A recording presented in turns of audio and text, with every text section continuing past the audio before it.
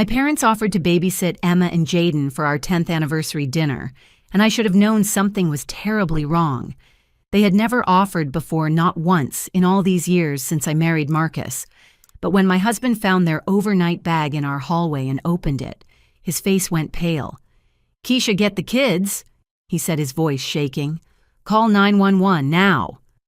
Inside were custody papers, forged documents, and plane tickets. My parents weren't here to babysit. They were here to steal my children. 3 days before our anniversary, my phone rang at 7 in the morning. Seeing my mother's name on the screen made my stomach tighten. Barbara and Robert Madison rarely called, and when they did, our conversations lasted exactly long enough for them to remind me of all the ways I disappointed them. "Keisha, darling." My mother's voice was honey sweet, which immediately set off alarm bells. She never called me darling anymore, not since I'd married Marcus 12 years ago. "Hi, Mom, is everything okay?" "Of course, sweetheart. Actually, your father and I were talking, and we realized your anniversary is coming up. The big 10 years, isn't it?" I nearly dropped my coffee mug. How did she even remember our anniversary? She'd spent our wedding day sitting in the back row, with her lips pressed into a thin line of disapproval. "Yes, it's this Saturday," I answered carefully. "Well, we'd like to offer to babysit Emma and Jaden for you. Give you and Marcus a proper night out." The silence stretched between us while I processed this impossible offer. My parents lived 3 hours away in their gated community, surrounding themselves with other wealthy retirees who shared their narrow views of what constituted a proper family. They'd made it abundantly clear that Marcus, a successful black engineer who'd grown up in foster care, would never be good enough for their daughter. Our biracial children were a source of barely concealed shame, for them acknowledged only with obligatory Christmas cards containing checks instead of love. "Mom, you've never offered to babysit before," I said slowly. "I know, and that's our fault entirely. Robert and I have been doing a lot of thinking lately. We're getting older, Keisha. We want to know our grandchildren before it's too late. We want to make things right." My throat felt tight. Despite everything, despite years of rejection and cutting remarks, some part of me still craved my parents' approval. That little girl who'd once performed piano recitals, hoping to see pride in their eyes, was still there waiting. "Let me talk to Marcus," I said. "Of course. We could drive up Saturday afternoon, stay overnight to help with Sunday morning, then head home. The children won't even have to miss their routines." After we hung up, I found Marcus in his home office already deep in blueprints for the new tech campus his firm was designing. He looked up when I entered, his brown eyes crinkling with the smile that had first captured my heart in college. "You won't believe who just called," I said, sinking into the chair across from his desk. His expression darkened as I recounted the conversation. Marcus had endured enough cold shoulders and pointed remarks from my parents to last a lifetime. But he also knew how much their rejection hurt me. "What do you think their angle is?" he asked, direct as always. Maybe there isn't one. Maybe they really are trying to change. "Keisha, your mother asked if I was still working in construction at Emma's birthday party. I've been a lead engineer for 8 years. I know, but people can change, and the kids barely know them. Maybe this is a chance for everyone to start fresh." Marcus studied my face, reading the hope I couldn't quite hide. "If this is what you want, we'll try it. But the first sign of their usual behavior, and they're gone." I spent the rest of that day walking on air.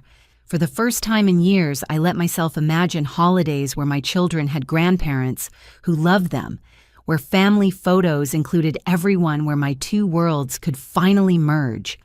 I called my mother back that evening to confirm, and she sounded genuinely pleased. "Wonderful. Now I'll need to know all about their schedules, of course. What time do they usually eat dinner? Any food allergies? Medications?" Normal grandparent questions, I told myself, even as she insisted on writing down every detail. "And Emma, is she still so thin, growing properly?" "She's perfectly healthy, Mom. The doctor says she's right on track." Of course. And Jaden, how are his special needs?" My jaw clenched. "He has mild autism, Mom. He's not broken. He's actually doing amazingly well in therapy." Oh, I didn't mean anything by it. I just want to be prepared. Does he have behavioral issues? Meltdowns? Violence? No, I said firmly. He's a sweet, sensitive boy who sometimes needs extra help processing sensory input. I'll write out his routine for you. Yes, please do. Very detailed instructions would be helpful. We want to do everything exactly right. Something in her tone nagged at me, but I pushed it aside. My parents had always been particular about details. That was just their way. Oh, one more thing, she added. Do they have any upcoming doctor's appointments or school events we should know about in case of emergency, you understand? Their schedules are on the fridge. I'll show you everything when you get here. Perfect, and Keisha, thank you for giving us this chance. You won't regret it. As I hung up, Marcus appeared in the doorway. How many questions did she ask? She's just being thorough. Thorough, he repeated. Your mother once asked me if I knew who my real father was at Thanksgiving dinner. That wasn't thorough. That was cruel. I know, but maybe becoming grandparents has softened them. Maybe they finally realize what they've been missing. Marcus pulled me into his arms. I hope you're right. For your sake, I really hope you're right. That night, as I tucked Emma into bed, she looked up at me with those bright hazel eyes that were the perfect blend of Marcus and me. Are Grandma and Grandpa Madison really coming here? She asked. They are sweet pea. They want to spend time with you and Jaden while Daddy and I go out for our anniversary. Jaden said they don't like us because we're different. My heart cracked. That's not true, baby. Sometimes adults are complicated, but your grandparents love you. Then why don't they visit like Nana Rose does? Nana Rose was Marcus's foster mother who'd raised him from age 12 and treated our children like precious gifts. She drove 6 hours every other month just to spend weekends baking cookies and reading stories. They live farther away. I said the half-truth bitter on my tongue. But they're coming now, and that's what matters. Emma seemed to accept this snuggling deeper into her covers. But as I turned off her light, I caught her whispered words to her stuffed elephant. I hope they're nice this time. This time. My 8-year-old daughter had already learned to expect coldness from her grandparents. The weight of that realization followed me to my own bedroom where I found Marcus already in bed, scrolling through his phone. Look at this, he said, showing me his screen. Your mother just sent a friend request on Facebook. She's never had social media before. Maybe she wants to see more pictures of the kids. Maybe.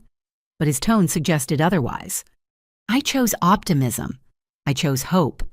I chose to believe that my parents could change, that love could grow where only judgment had existed before.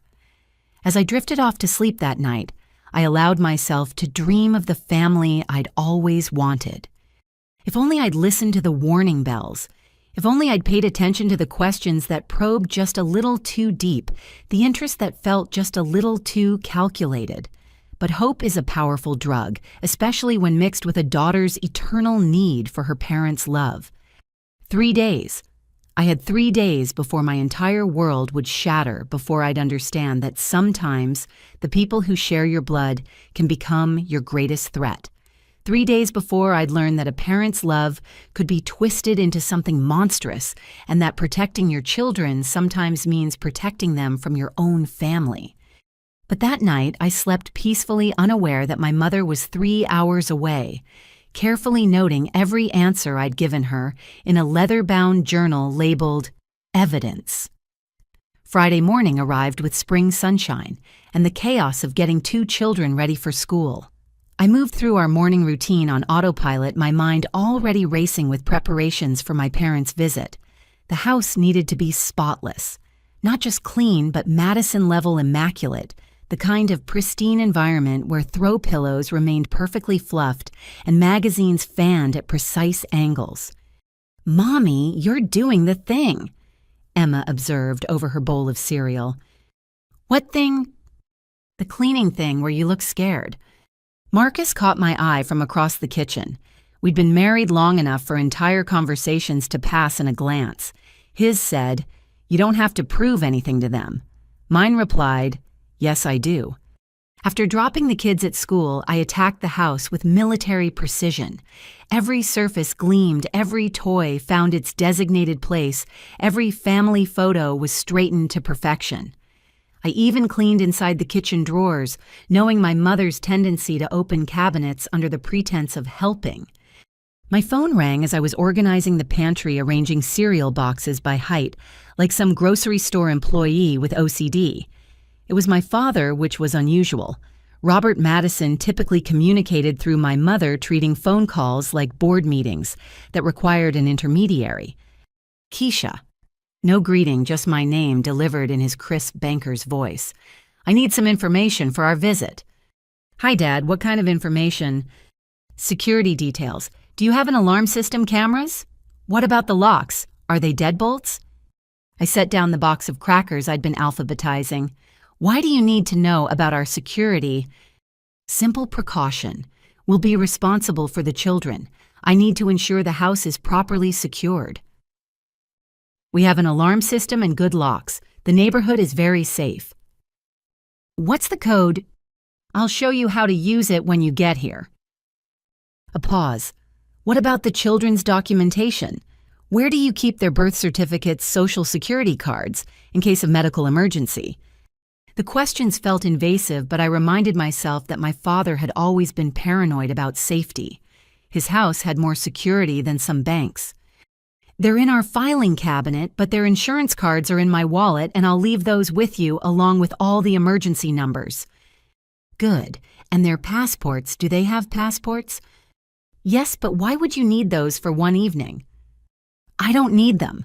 I'm simply being thorough. Your mother mentioned you traveled to Disney last year. International... No, just Florida. Dad, is everything okay?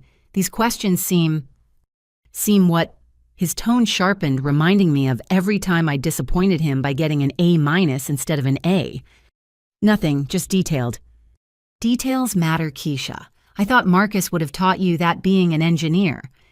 There it was, the subtle dig, the implication that I needed my husband to teach me basic concepts. I gripped the phone tighter. Is there anything else you need to know? Your neighbors. Are you friendly with them? Do they watch the children sometimes? The Johnsons next door are great. They have kids the same age. And across the street. Dad, you're not conducting a background check on our entire neighborhood. Are you? He actually chuckled, a rare sound that somehow made me more uneasy. Of course not. Your mother is just anxious about the visit. She wants everything to go perfectly. After he hung up, I stood in my gleaming kitchen, surrounded by alphabetized soup cans and color-coordinated dish towels, and wondered why I felt like I'd just been interrogated. The feeling intensified when Marcus called during his lunch break.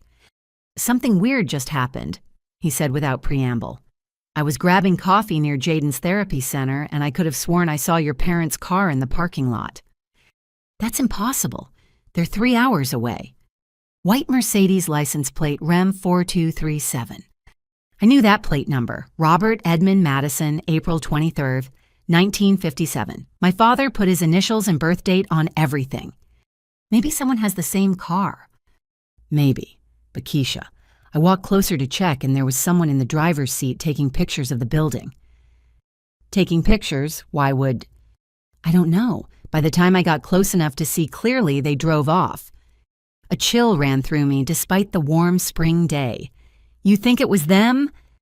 I think your parents are showing more interest in our lives than they have in the past decade, and it's making my spider sense tingle. Your spider sense is always tingling when it comes to my parents. And it's always been right. I couldn't argue with that. But what possible reason would they have for photographing Jaden's therapy center? The question nagged at me as I finished my manic cleaning, as I wrote out detailed instructions for the children's routines as I selected and reselected my outfit for tomorrow's anniversary dinner. That evening, while the kids played in the backyard, I opened my laptop to order a special dessert for tomorrow. My email was already open, and a new message caught my eye. The sender was a real estate website notification. Someone viewed your property estimate. Curious, I clicked through to the site. Our house had been viewed 17 times in the past week. The viewing history showed multiple searches for our exact address, all from the same IP location. When I checked the general area of the searches, my blood chilled. Fairfield County, where my parents lived. Marcus. I called, my voice steadier than I felt. Can you come look at this? He studied the screen, his jaw tightening with each click. They're researching our house value. Why would they care what our house is worth? Maybe they're just curious, they've never been here before. Keisha, they also looked at school ratings for our district. And check this out. He navigated to the search history. They viewed 3 different private schools in their area. So maybe they're thinking of moving. Marcus turned to face me fully. Or maybe they're researching schools for someone else, someone younger. The implication hung between us too terrible to voice. I shook my head. That's insane. You're suggesting my parents are planning to steal our children? They're snobs, not kidnappers. I'm not suggesting anything. I'm just observing that your parents are showing an unusual interest in our assets, our security, our children's schedules and schools in their area. You're being paranoid. Am I? When has your mother ever cared about Jaden's therapy schedule? When has your father ever asked about our neighbors? They've spent 8 years pretending our family doesn't exist, and suddenly they're gathering intel like private investigators. I wanted to argue, but the words wouldn't come. Because somewhere deep in my gut, beneath the layers of hope and denial, a small voice was screaming that something was terribly wrong. That night, I barely slept. Every time I closed my eyes, I saw my father's Mercedes. In that parking lot, saw my mother's name on those property searches, heard the calculating tone in their voices. By Saturday morning, I was exhausted and edgy, jumping at shadows. Maybe we should cancel, Marcus suggested as we dressed the kids for their Saturday morning activities. Tell them you're sick. And prove that we're the chaotic, unreliable family they think we are. No, we're doing this. Maybe we're wrong about everything. Maybe they really do just want to reconnect. Emma wandered into our bedroom, already dressed in her favorite purple dress. Mommy, I had a weird dream. What kind of dream, baby? Grandma and Grandpa took us on an airplane, but you and Daddy weren't there, and I kept asking where you were, but they wouldn't tell me. Marcus and I exchanged glances over her head. Even our 8-year-old's subconscious was picking up on the wrongness of this situation. It was just a dream, I assured her, smoothing her braids. Mommy and Daddy aren't going anywhere, and neither are you. But as I spoke the words, I made a mental note to hide our children's passports, just in case, just being thorough, as my father would say. The morning passed in a blur of last-minute preparations. I found myself adding extra locks to filing cabinets, password protecting our computer, and gathering important documents into our bedroom safe. If Marcus noticed my sudden security consciousness, he didn't comment. At 2 o'clock, I received a text from my mother. On our way, can't wait to see everyone. 3 hours. In 3 hours, they would be here. In 3 hours, I would know whether I was being paranoid or perceptive. In 3 hours, the facade we'd all maintained for years would either crumble or transform into something real. I stood at my kitchen window watching my children play in the backyard. Emma was pushing Jaden on the swing, making sure not to go too high because she knew he got overwhelmed by too much sensory input.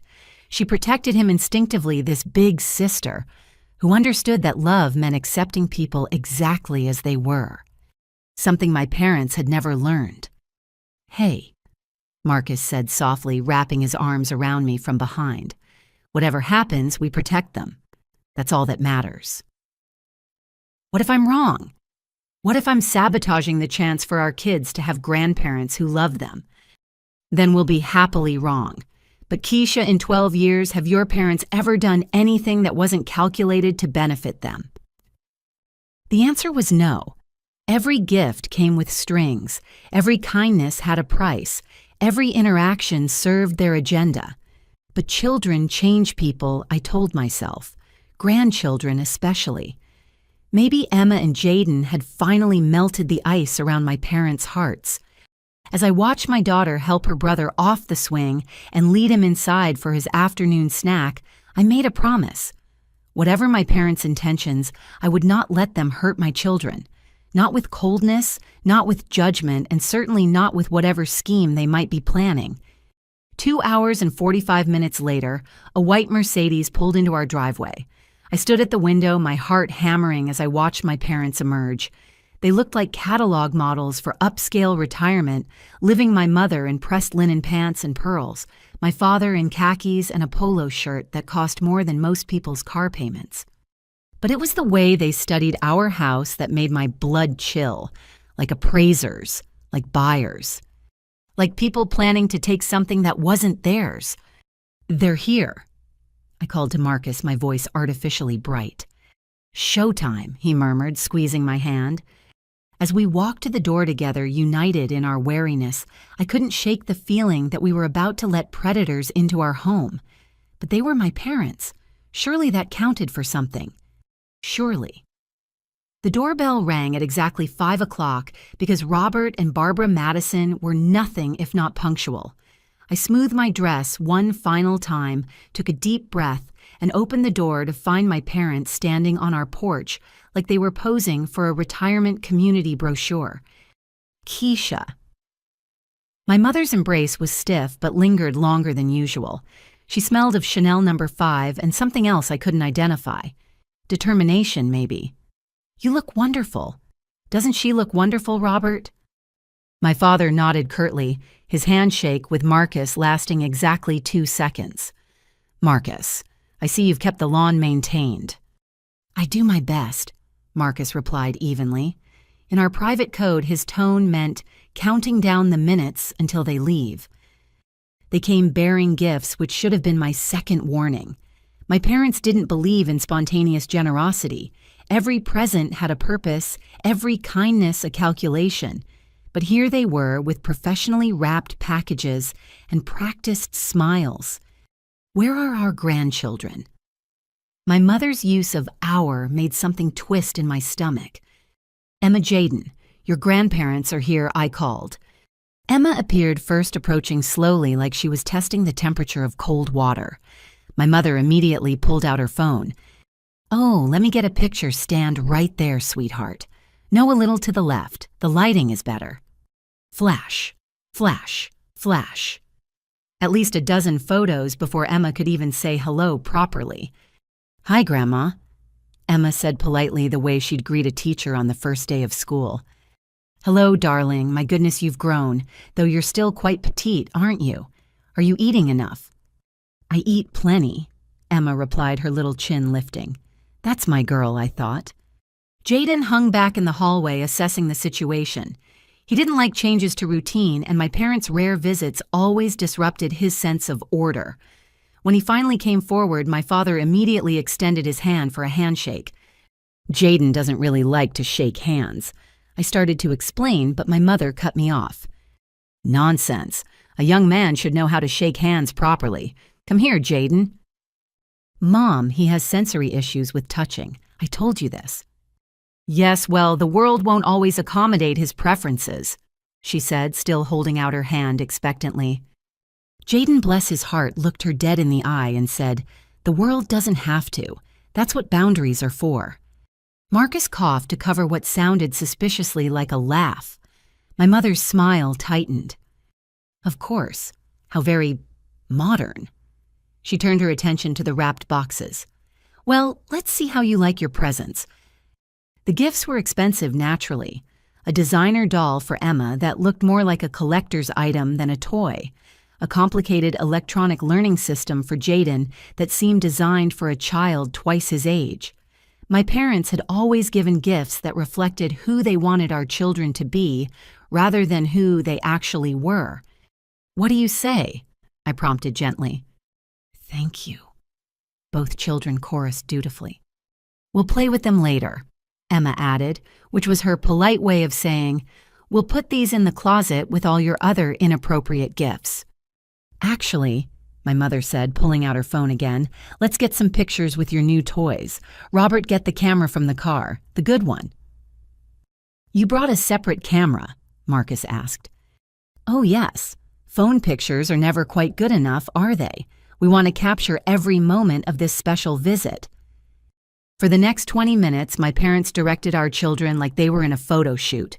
Stand here, hold this smile bigger, no, not that big, turn your head, fix your hair. Jaden started stimming with his hands, a sure sign of overwhelm, but when I tried to intervene, my mother waved me off. Just a few more, dear. We so rarely get to see them. And whose fault is that? The words slipped out before I could stop them. Silence descended like a curtain. My father's jaw tightened. My mother's smile became arctic. Well, she said slowly, that's exactly why we're here. To make amends, to be better grandparents. Isn't that right, Robert? Indeed. Speaking of which, Keisha, might I see your home office? Marcus mentioned you work from home now. I'm interested in your setup. It seemed an odd request, but I led him down the hall while my mother continued her photography session. My office was small but organized with pictures of the kids on my desk and their artwork covering one wall. My father studied everything with the intensity of a detective at a crime scene. He examined the locks on the windows, tested the sturdiness of my desk, even checked behind picture frames. Dad, what are you doing? Just observing. You can tell a lot about a person by their workspace. I see you keep important files in here. Most things are digital now. And the children, do they have access to this room?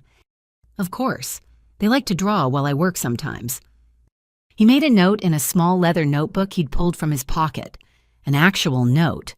About my office. Dad, why are you taking notes? Habit, he said smoothly. From my banking days, I notice everything. Back in the living room, my mother had moved on to interviewing Emma about school. But interview was too gentle a word. It was more like a deposition. And your teacher, does she give you special attention? Extra help. I don't need extra help, Emma said. I'm in the advanced reading group.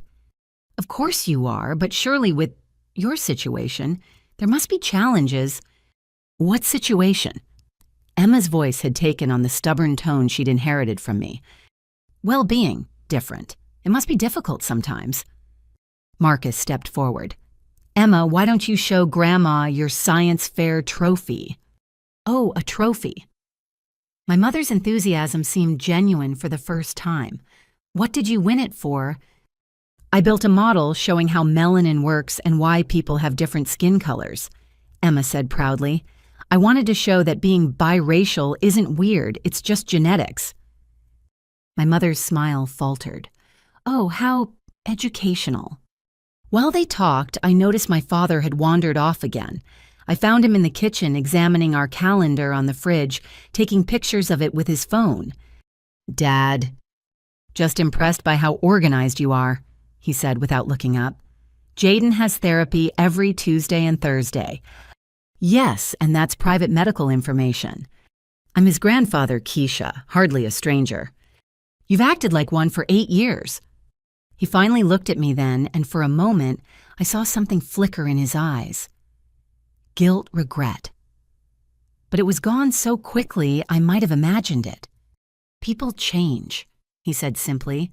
Barbara and I want to be part of their lives now. Why now, what's changed? We're getting older, perspective shifts, priorities change. It sounded rehearsed, like he was reading from a script titled Things to Say to Seem Genuine. Before I could probe further, we heard Jaden's raised voice from the living room. No, I said no. I rushed back to find my mother trying to touch Jaden's hair while he backed away, clearly distressed. I just wanted to feel if it's as soft as it looks, she was saying. Such an interesting texture. Mom, you don't touch people without permission, especially not Jaden. We've discussed this. I'm his grandmother. That doesn't give you the right to violate his boundaries. Marcus had already moved to comfort Jaden, who was now sitting in his favorite corner, rocking slightly. Emma stood between them and my mother like a tiny bodyguard. You made him upset, she announced. He doesn't like people touching his hair. Nobody does. Would you like it if someone just grabbed your hair? Well, I never, my mother huffed. No, Emma agreed solemnly. You never do listen when we tell you things. The tension in the room could have been cut with a knife. This was going even worse than I'd feared. My parents had been here less than an hour and had already photographed everything, cataloged our schedules, invaded personal space, and insulted our children. "Perhaps," Marcus said in his "I'm being professional but I'm furious" voice, "we should go over the bedtime routines now, since Keisha and I need to leave for dinner soon." "Of course." My mother brightened immediately. "I've brought my notebook to write everything down." Another notebook. My parents, who had never shown interest in a single detail of our children's lives, were suddenly taking notes like anthropologists studying a newly discovered tribe. I walked them through the routines, trying to ignore how my mother recorded every word and my father photographed every relevant location. The bathroom where teeth were brushed, the kitchen where snacks were prepared, the playroom where quiet time happened. "And Jaden's weighted blanket," my mother asked. "Where do you keep that?" I frowned. "How do you know about his weighted blanket?" She paused, pen hovering over paper. "You must have mentioned it." "I've never mentioned it. We just got it last month." "Oh, well, I must have read about them online, for children with his condition." "He doesn't have a condition, Mom. He's autistic. It's a neurological difference, not a disease." Of course, I misspoke. But she hadn't misspoken. She'd revealed knowledge she shouldn't have. My eyes met Marcus's, and I saw my suspicion reflected there. "Excuse me," I said. "I need to finish getting ready." In our bedroom, I found Marcus already there, holding our children's passports. "I was going to put these in the safe," he said quietly. "But look." He showed me the inside pages. There were tiny pinholes in the corners, as if they'd been photocopied by someone who didn't know how to do it properly. When I whispered, "They've been in our filing cabinet. Your parents must have—" "During the photo session, or when Dad was wandering around." We stared at each other, the full horror of what was happening starting to dawn. "We can't leave them here with the kids," Marcus said. "We can't accuse them of whatever this is without proof. Keisha, they're casing our house. They're documenting everything. They know things they shouldn't know." A knock on the door interrupted us. "Keisha," my mother's voice. "I forgot to ask about medications. Does either child take anything regularly?" My hand was shaking as I opened the door. "No, Mom, they're both healthy." "No vitamins, no supplements, nothing for Jaden's challenges." "No." She made another note. "And you're sure sometimes parents forget to mention maintenance medications?" I think I'd remember if I was giving my children medication. "Of course, I'm just being thorough." She smiled that perfect hostess smile. "We want everything to go smoothly tonight and tomorrow." "Tomorrow? Well, we'll be here for breakfast, won't we? To help with the morning routine before we drive home?" I'd forgotten they planned to stay overnight. The thought of them in our house while we slept made my skin crawl. "About that." I started, but she was already heading back downstairs, calling cheerfully to the children. Marcus pulled me back into the room. "We're not leaving. Make an excuse. Food poisoning, migraine, anything. If we cancel now after they drove all this way, it confirms every negative thing they've ever thought about us." "I don't care what they think anymore. Something is very wrong here." He was right. Every instinct screamed danger. But as I looked at him, I saw past my wonderful protective husband to the 12-year-old boy who'd been failed by every adult in his life until Nana rose. He'd learned early that family could hurt. You betray you, abandon you. I'd been raised by wolves in sheep's clothing, but at least I'd had a roof over my head and food on the table. Marcus had survived actual abandonment. Were we really going to let our trauma make us paranoid? Were we going to deny our children the chance to have grandparents because we were scared? 1 hour, I said finally. "We'll go to dinner for 1 hour. The restaurant is 10 minutes away. We'll keep our phones on. First sign of trouble, we come home." Keisha. They're my parents, Marcus. With all their faults, all their prejudices, they're still my parents. They couldn't. But I couldn't finish the sentence, because the truth was I didn't know what they would or wouldn't do anymore. These people taking notes and photos, gathering information, and asking invasive questions, they weren't the cold but predictable parents I'd grown up with. They were strangers with familiar faces and unknown intentions. As we prepared to leave, I gave the children strict instructions. Stay together. Don't go anywhere with Grandma and Grandpa, not even to the store. Call us if anything feels wrong. Emma nodded seriously, while Jaden whispered all his important facts about foxes, his current special interest and comfort topic. And remember, I added, kissing both their heads, Mommy and Daddy will be back very soon. Promise, Emma asked. Promise. At the door, I turned back to see my parents standing in my living room, my mother's hand resting possessively on Emma's shoulder, my father typing something on his phone. They looked like a catalog family. Perfect. Posed. Wrong. Ready? Marcus asked, his hand finding mine. I wasn't. Every fiber of my being wanted to grab our children and run, but I nodded, smiled, and walked out the door. It would take exactly 43 minutes for me to realize this was the biggest mistake of my life. We made it exactly 1 block before I started hyperventilating. Turn around. I gasped my chest tight with an anxiety that had nothing to do with leaving the kids with babysitters and everything to do with which babysitters we'd left them with. Marcus was already pulling into the nearest parking lot. Thank God. I'd been white-knuckling the steering wheel since we pulled out. We're being ridiculous, I said, even as relief flooded through me. They're going to think we're crazy. I don't care what they think. Something's wrong, Keisha. My gut's never been wrong about danger, and right now it's screaming. We'd been gone less than 3 minutes, quick enough to play it off as forgetting something. My hands shook as I texted my mother, "Forgot my wallet, be right back." Her response came instantly, "Take your time, we're having a wonderful visit." The speed of her reply made my stomach clench. She'd been waiting for us to contact her, watching her phone. Why? Marcus drove back faster than was strictly legal, both of us leaning forward like we could will the car to move quicker. As we turned onto our street, everything looked normal. Our house sat quietly in the evening light, my parents' Mercedes in the driveway where they'd left it.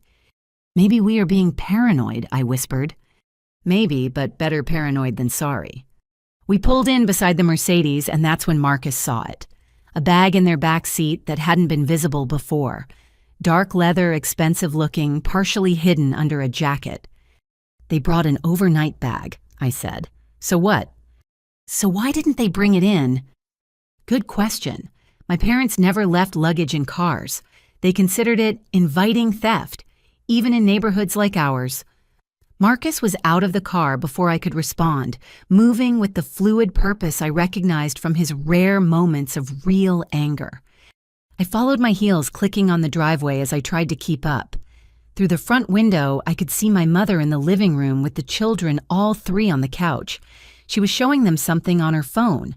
Normal grandparent behavior. Except nothing about this visit had been normal. Marcus, we can't just break into their car. Watch me.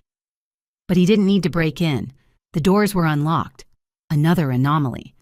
My security-obsessed father never left car doors unlocked.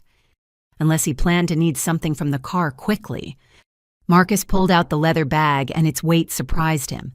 He set it on the hood of their car, glancing at the house. Through the window, my mother was still engrossed with the children, but where was my father? Open it, I whispered. It's probably just clothes. But his hands were already working the zipper. The bag opened like Pandora's box, revealing not clothes but papers, stacks and stacks of papers.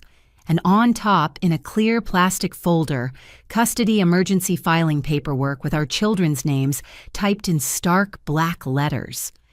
The world tilted. I grabbed the car to steady myself as Marcus pulled out document after document. Custody papers. A psychological evaluation claiming I was an unfit mother, signed by a Dr. Patricia Holloway I'd never met. Photos of our house with red circles marking hazards like the fact that we had stairs and kitchen knives. Bank statements printed from somewhere showing every purchase we'd made in the last 6 months, with certain items highlighted. Jaden's therapy bills circled in red with excessive medical intervention written in my mother's handwriting. "Oh my God," I breathed. "Oh my God, Marcus." He kept pulling out papers. A report from a private investigator dated 2 months ago. Photos of me at the grocery store, at school, pickup at the park. Photos of Marcus at work, at his gym getting coffee. Photos of our children playing in the backyard taken with a long-distance lens. They'd been watching us, stalking us, documenting our lives for months. "Look at this." Marcus's voice was deadly calm, the tone he used when he was so far past anger he'd circled back to cold fury. He held up a receipt. 2 car seats, booster seats, the exact models for Emma and Jaden's heights and weights. My hands shook as I grabbed another folder. Inside were plane tickets, today's date, a flight leaving in 4 hours from my parents' home state, 2 adult tickets and 2 children's tickets in Emma and Jaden Madison's names. Not Emma and Jaden Harris. They'd already changed their last names on the tickets. "They're trying to kidnap our children." The words came out as a whisper because saying them louder would make them too real. "My parents are trying to steal our babies." Marcus was already pulling out his phone. "We're calling the police, now." "Wait." I grabbed another document. It was a letter from a law firm called Stonefield and Associates. "Look at this." The letter outlined their services in emergency custody transfers and grandparent rights enforcement. It referenced other successful cases where grandparents had been awarded immediate custody due to parental negligence and danger to minor children. "Keisha." Marcus's voice was urgent. "This says they filed an emergency custody petition this morning. This morning, while they were driving here, they were filing court papers saying our kids were in immediate danger." "But that's insane. There's no danger. They've never even reported us to CPS." "They don't need to. Look." He showed me another paper. They created their own report, had some doctor they paid evaluate us without ever meeting us. They've been building this case for months. I thought I might vomit right there in the driveway. All those questions about schedules, medications, therapy. They weren't trying to be good grandparents. They were gathering evidence. "The photos," I said suddenly. "All those photos today. They were documenting that they had access, that the children were comfortable with them. And the gifts, high-end gifts to show they could provide better. The passports. They copied the passports." We stared at each other in dawning horror. This wasn't a spur-of-the-moment decision. This was a carefully orchestrated plan. My parents had come here not to babysit, but to take our children and disappear into their wealthy world where money could buy judges and lawyers and whatever story they wanted to tell. "Call 911, I said. "I'm getting our kids." But as I turned toward the house, the front door opened. My father stood there, his face expressionless. "I thought I heard a car," he said calmly, as if we hadn't just discovered his kidnapping plot spread across the hood of his Mercedes. "Forget something." "You could say that." Marcus held up the custody papers. We forgot that Keisha's parents were criminals. My father's expression didn't change. "Those are private legal documents. These are falsified custody papers for children you have no right to take," Marcus shot back. "The police will be very interested in them." The police. My mother appeared behind my father, her face shifting from confusion to calculation in an instant. "Whatever for—" "You're trying to steal our children." I couldn't believe I was saying these words to my own parents. "You have plane tickets, car seats. You were going to take them tonight." My mother's mask finally slipped, revealing something cold and determined underneath. "We're trying to save them." Save them from what? I pushed past my father into the house, needing to see my children. From parents who love them, from a happy home. Happy. She followed me, her voice rising. "You call this happy Marcus working 60 hours a week while you pretend to have a career Jaden in therapy because you can't handle his needs. Emma growing up confused about what she is. What she is." I whirled around to face her. "She's a brilliant, kind, confident little girl who knows exactly who she is, which is more than I can say for you." Emma and Jaden were still on the couch, but Emma had that look she got when she was listening to grown-up conversations she wasn't supposed to hear. I moved to them quickly. "Hey, babies, we're going to cut the visit short, okay?" "Are Grandma and Grandpa leaving?" Emma asked hopefully. "Yes, they are." "Good," Jaden said simply. "They asked too many questions." My father stepped forward. "Now let's all calm down. There's been a misunderstanding." "A misunderstanding." Marcus laughed bitterly. "You hired a private investigator to stalk us. You falsified medical documents. You bought plane tickets to flee the state with our children. What part are we misunderstanding?" "We have resources you don't," my father said, as if that explained everything. "Private schools therapy that actually works, opportunities these children will never have with you. Therapy that actually works." I stood putting myself between him and my children. "You mean conversion therapy to make Jaden normal schools that will teach Emma to be ashamed of half her heritage?" "We mean giving them a proper life," my mother interjected. "Not this experiment you're running." "Experiment." My voice was deadly quiet. "My family is not an experiment. My marriage is not a phase. My children are not broken." "Your children are at risk," she shot back. "Living in this neighborhood, going to public school, being raised by a father who doesn't even know his own bloodline." There it was, the real reason. It had never been about the children's welfare. It had been about blood, about race, about their deep-seated belief that their lily-white world was being contaminated by my choices. Marcus had already dialed 911. I could hear him giving our address, explaining the situation. My parents heard it too. "This is a family matter," my father said urgently. "No need for police involvement." "You stop being family the moment you plan to kidnap my children," I replied. "We're their grandparents. We have rights." "You have the right to leave my property before the police arrest you." My mother turned to the children then, and I saw something desperate in her eyes. "Emma, sweetheart, wouldn't you like to come stay with Grandma?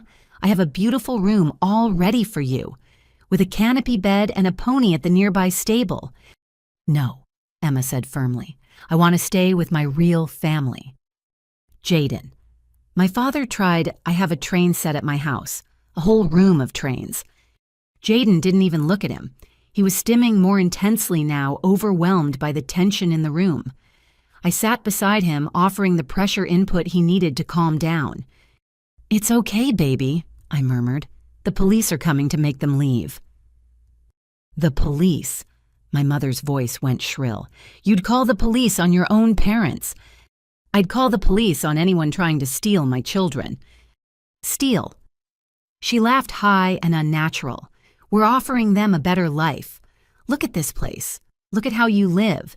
Jaden in therapy because you've labeled him as defective.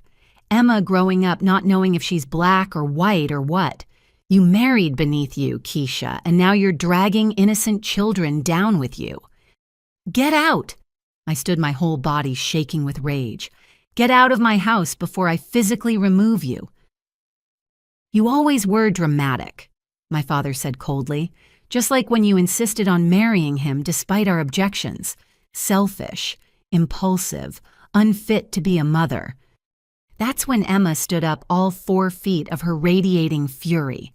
"My mommy is the best mommy in the world. You're just mean people who don't know how to love anybody." The silence that followed was broken only by the sound of sirens approaching. My parents looked at each other, and for the first time I saw fear in their eyes. This hadn't gone according to their plan. They'd expected to leave with our children before we ever knew what happened. "Robert," my mother said urgently, "the bag." "Leave it," Marcus commanded. "That's evidence." My father moved toward the door anyway, but Marcus blocked him. For a moment they stood face to face, my elderly father and my husband in his prime, and the outcome was never in doubt. "You people," my father spat, "always resorting to violence." "You people?" Marcus smiled coldly. "You mean engineers' fathers' men who protect their families from predators." The sirens were right outside now. Through the window, I could see police cars pulling up their lights, painting our suburban street in reds and blues. "This isn't over," my mother hissed at me. "We have lawyers, we have money, we have connections." And we have the truth, I replied, plus evidence of attempted kidnapping, fraud, and conspiracy. Good luck explaining that to your country club. The police were at the door. Marcus let them in, and suddenly our living room was full of uniforms. I held my children close as Marcus explained the situation, showed them the documents, the tickets, the whole sick plan. "Ma'am." One officer addressed my mother, "I'm going to need you to step outside. This is a family dispute." She tried one last time. "Surely there's no need." "Ma'am, step outside now." As they were led away, my father turned back to look at me. "We only wanted what was best for them." "No," I said clearly so everyone could hear. "You wanted what was best for you. You wanted grandchildren who looked like you, thought like you, lived like you. But these are my children. They're perfect exactly as they are, and you will never, ever come near them again." The door closed behind them, and I sank onto the couch, pulling Emma and Jaden into my arms. They clung to me, Emma crying silently while Jaden hummed his comfort song. "It's okay," I whispered. "It's over. You're safe. Mommy and Daddy will always keep you safe." But it wasn't over. Not by a long shot. This was just the beginning of a fight that would test every ounce of strength we had. My parents had shown their true colors, revealed the depths of their prejudice and entitlement. They'd tried to steal my children because they couldn't accept my choices, my husband, my life. They'd failed tonight. But as I watched the police cars drive away with my parents in custody, I knew they'd be back. People like them always came back armed with lawyers and lies and the absolute conviction that their money and status entitled them to whatever they wanted. But they'd underestimated me. They'd underestimated Marcus. Most of all, they'd underestimated the fierce love that bound our family together.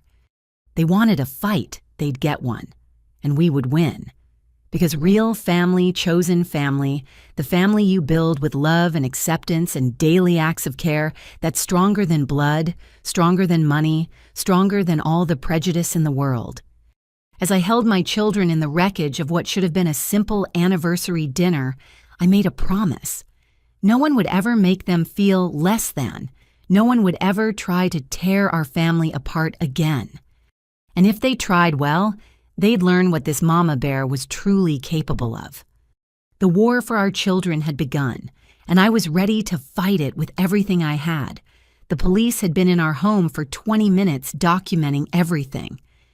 Detective Sarah Chen, a woman about my age with kind eyes and an efficient manner, was photographing the contents of my parents' bag while her partner interviewed Marcus in the kitchen.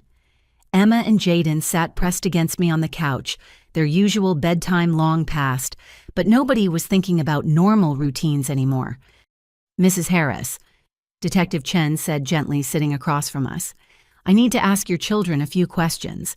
Would that be okay?" I felt both kids tense. "Can I stay with them?" "Of course. Emma, can you tell me what your grandparents said to you tonight?" Emma straightened, her voice clear despite her lingering tears. "Grandma kept asking if I was happy here. She said she had a big house with a pool and horses, and that I could live there and go to a better school." "Did she say you'd be visiting or living there?" "Living. She said I'd have my own room that was all pink and white. I told her I hate pink, but she said I'd learn to like it." Detective Chen made notes. "Did she mention your parents coming with you?" "No, she said Mommy and Daddy needed time to figure things out and I'd be happier with her." My heart shattered. They'd been planting seeds of abandonment in my 8-year-old's mind. "What about you, Jaden?" the detective asked gently. "Did your grandparents say anything special to you?" Jaden rocked slightly, his voice monotone when he spoke. "Grandpa said I was sick and he knew doctors who could fix me. He said his house was quiet and I wouldn't have to be scared of loud noises anymore." "You're not sick, baby," I whispered. "I know. That's what I told him. He said I was too young to understand." Detective Chen's expression hardened. "Did either of your grandparents touch you or try to take you anywhere?" "Grandma kept trying to touch my hair," Jaden said, "and she held Emma's hand really tight when you left. Emma said it hurt. She wouldn't let go, Emma confirmed. Even when I said I needed the bathroom, she said I could wait. Every word was another nail in my parents' coffin. They'd shown up here with a plan, and part of that plan had been ensuring our children couldn't get away if we came back too soon. Marcus returned from the kitchen, his face grim. "Detective, they found something else."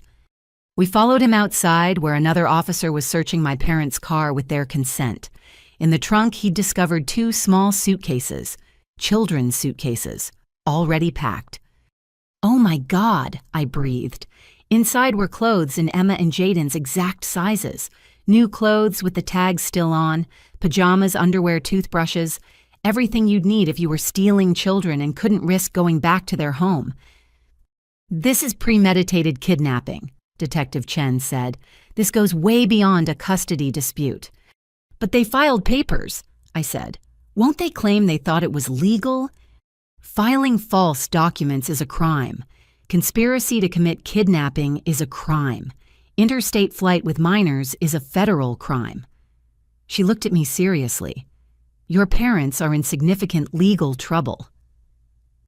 "Good," Marcus said flatly. "They should be." As we stood in our driveway surrounded by evidence of my parents' betrayal, neighbors began emerging from their houses. Mrs. Johnson from next door hurried over, her face creased with concern. "Keisha, honey, what's happening? Are the kids okay?" "They're fine," I managed. "There was an incident with my parents. Those people who were taking all those pictures earlier, I thought something was off about them. They asked me all sorts of questions about you two when they saw me gardening." Another neighbor, Tom, from across the street, joined us. "They approached me last week, said they were planning a surprise visit and wanted to know about the neighborhood. Asked if I'd ever seen anything concerning about your family." "What did you tell them?" Marcus asked. "That you're the best parents on the block and they were lucky to have you as family." They didn't seem happy with that answer. More pieces of the puzzle falling into place. My parents had been building their case through manipulation and lies, trying to find anyone who would say something negative about us. "We'll need statements from both of you," Detective Chen told our neighbors. "This helps establish a pattern of behavior." As the crime scene techs continued processing evidence, I noticed a black sedan pull up down the street. A woman in an expensive suit got out her heels, clicking purposefully on the pavement as she approached.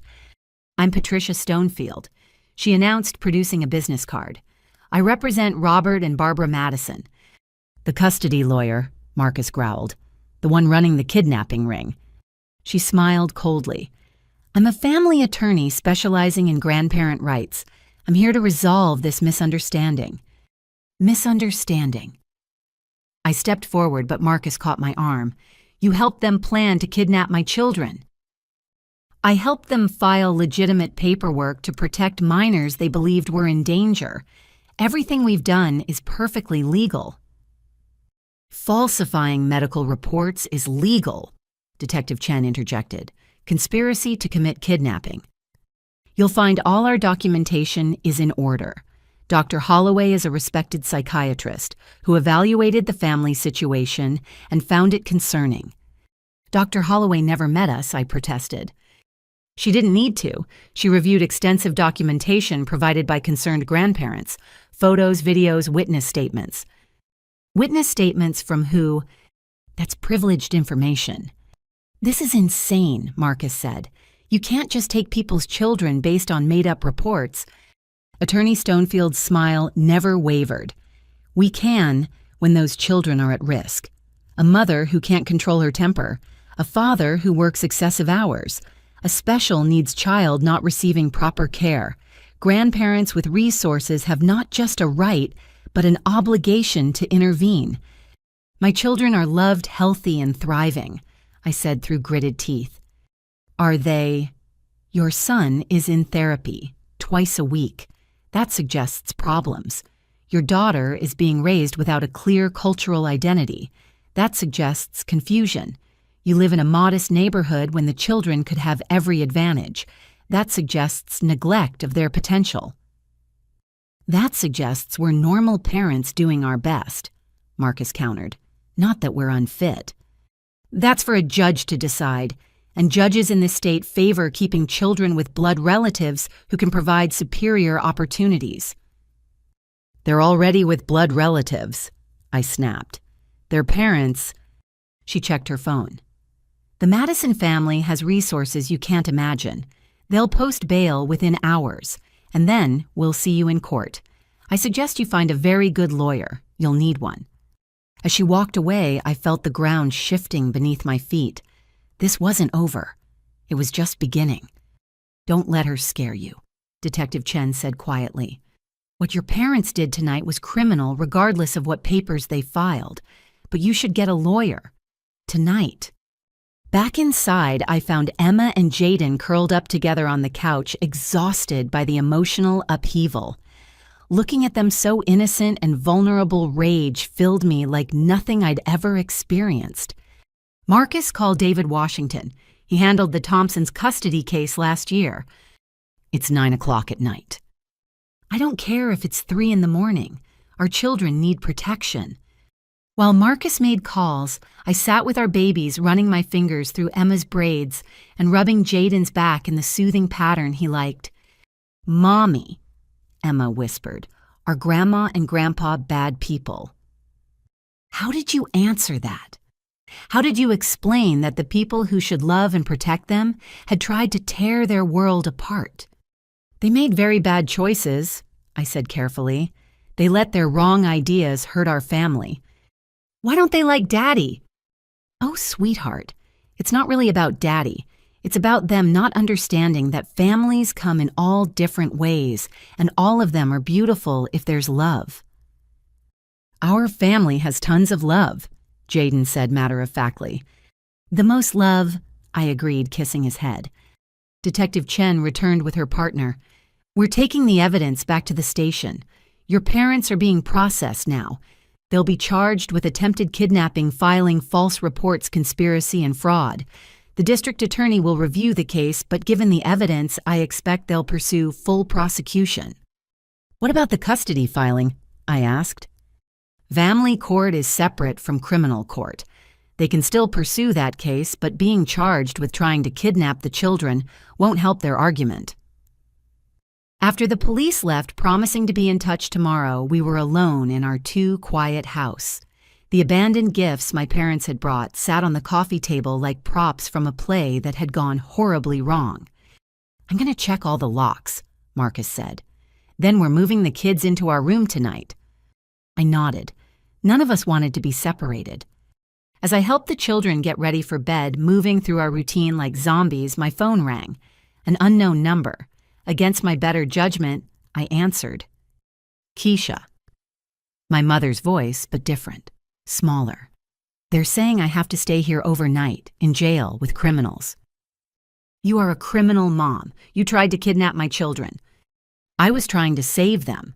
You don't understand what you're doing to them, raising them in that environment with those influences. They'll never reach their potential. Their potential as what perfect white grandchildren who pretend half their heritage doesn't exist. You're being dramatic. You bought plane tickets. You packed their clothes. You were going to steal them. I was going to give them opportunities. Her voice cracked. Private schools where they'd excel. Therapy that would actually help Jaden instead of enabling his conditions. A community where Emma wouldn't be stared at. Emma gets stared at in your community, Mom, just for different reasons. At least she'd be safe. Safe from what? From parents who love her. From a father who reads her stories every night. From a mother who celebrates every part of who she is. Safe from the world that will judge her, that will limit her, that will hurt her because of what she is. What she is perfect. What she is loved. What she is none of your business anymore. I'm your mother.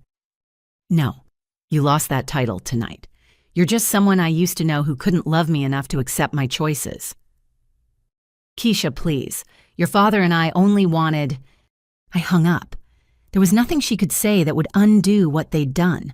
Nothing that would erase the image of those suitcases in their trunk or the fear in my children's eyes. Marcus appeared in the doorway. David Washington will be here first thing in the morning. He says to document everything tonight while it's fresh. Take pictures of anything they touched or moved. Save any texts or voicemails. They've been planning this for months, I said numbly. All those years of cold distance, and then suddenly they care. They were just gathering evidence. Hey, he pulled me into his arms. We stopped them. Our babies are safe. That's what matters. For now, you heard that lawyer. They'll be out on bail tomorrow, and then they'll come at us with everything they have. Then we'll be ready, we'll fight, and we'll win. How can you be so sure? He pulled back to look at me. Because we're right. Because we're good parents. Because love wins over hate even when hate has money and connections. Does it, though? I thought about all the families torn apart by systems that favored wealth over welfare. What if they find a judge who agrees with them? What if... Then we keep fighting. We appeal. We move if we have to. We protect our family no matter what. That night, we made a nest of blankets on our bedroom floor. Emma and Jaden slept between us, their breathing eventually evening out into the rhythm of exhausted sleep. But Marcus and I lay awake standing guard over our children like ancient sentinels.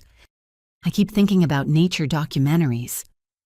I whispered in the darkness, how predators always go for the young, how parents will fight to the death to protect their babies.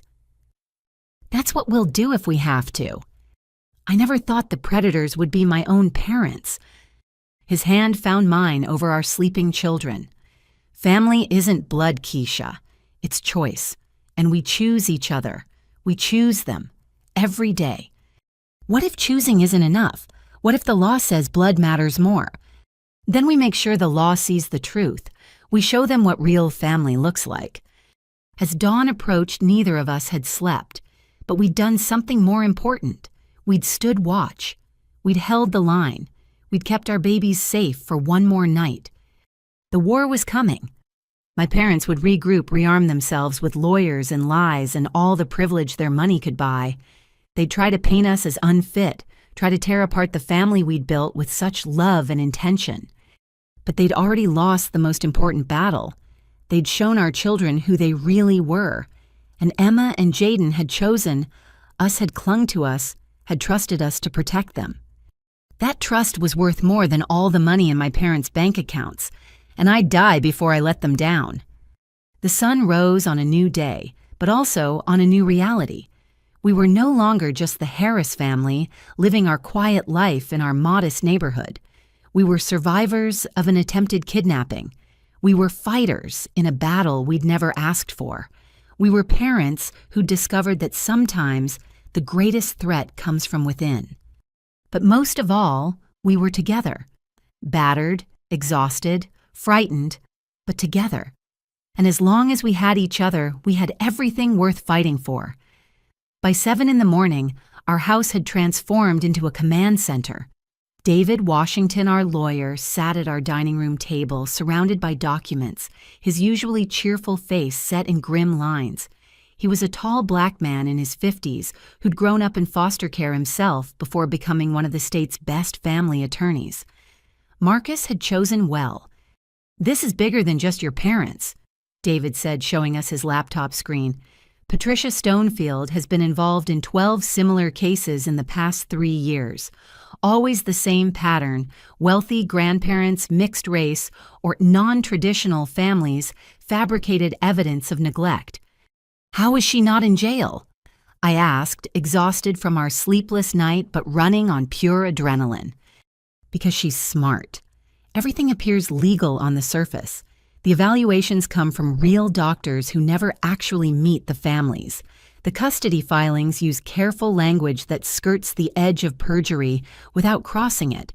And most families settle out of court because they can't afford to fight."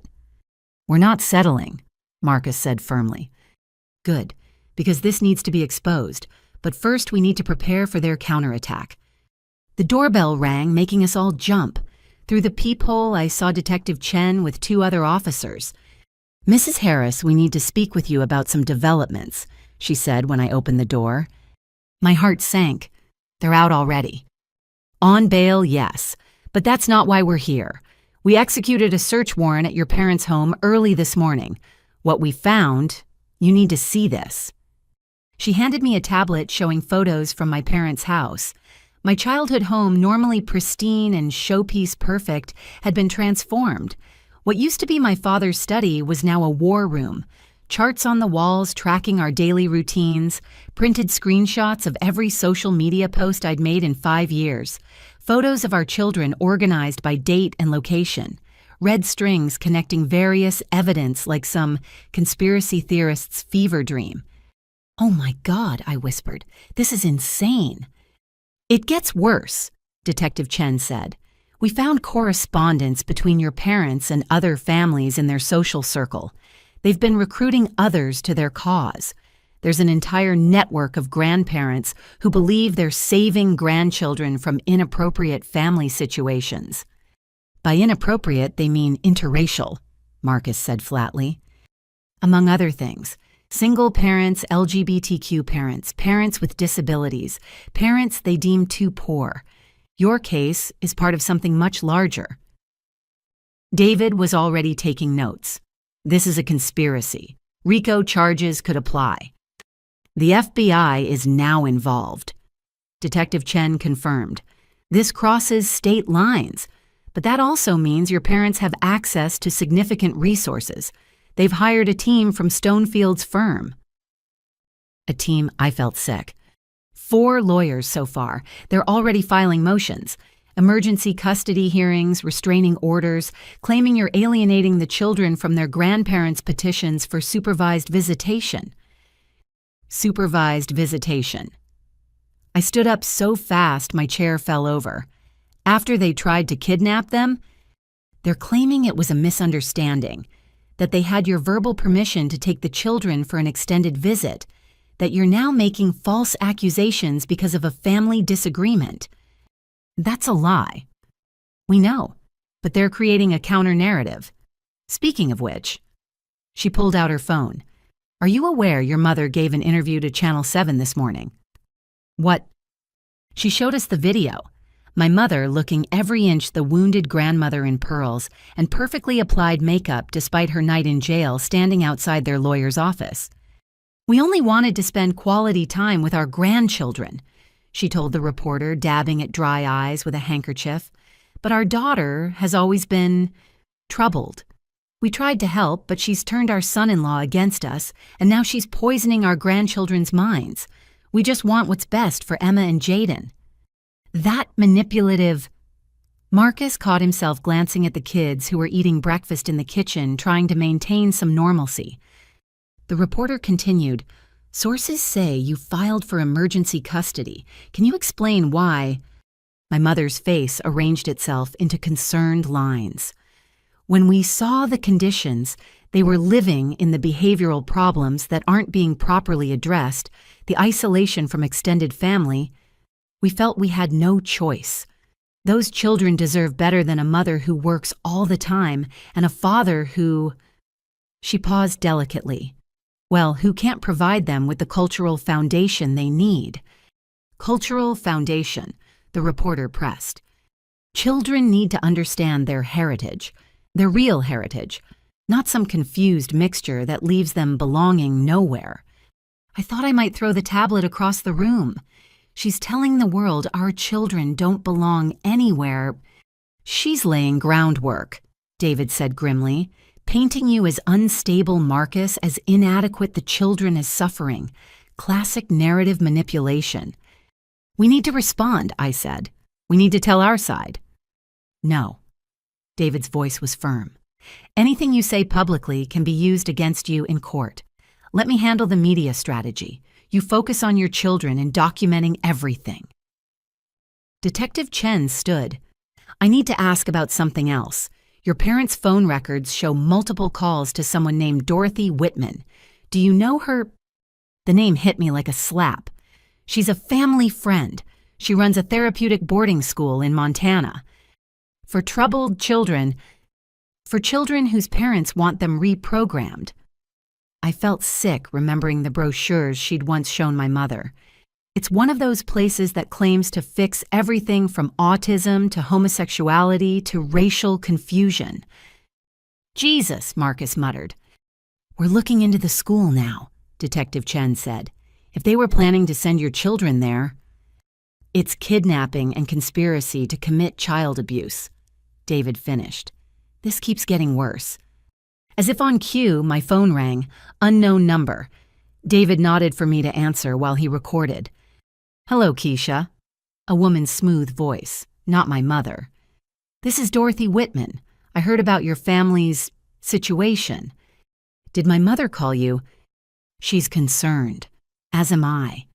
Those precious children need stability, structure, proper guidance.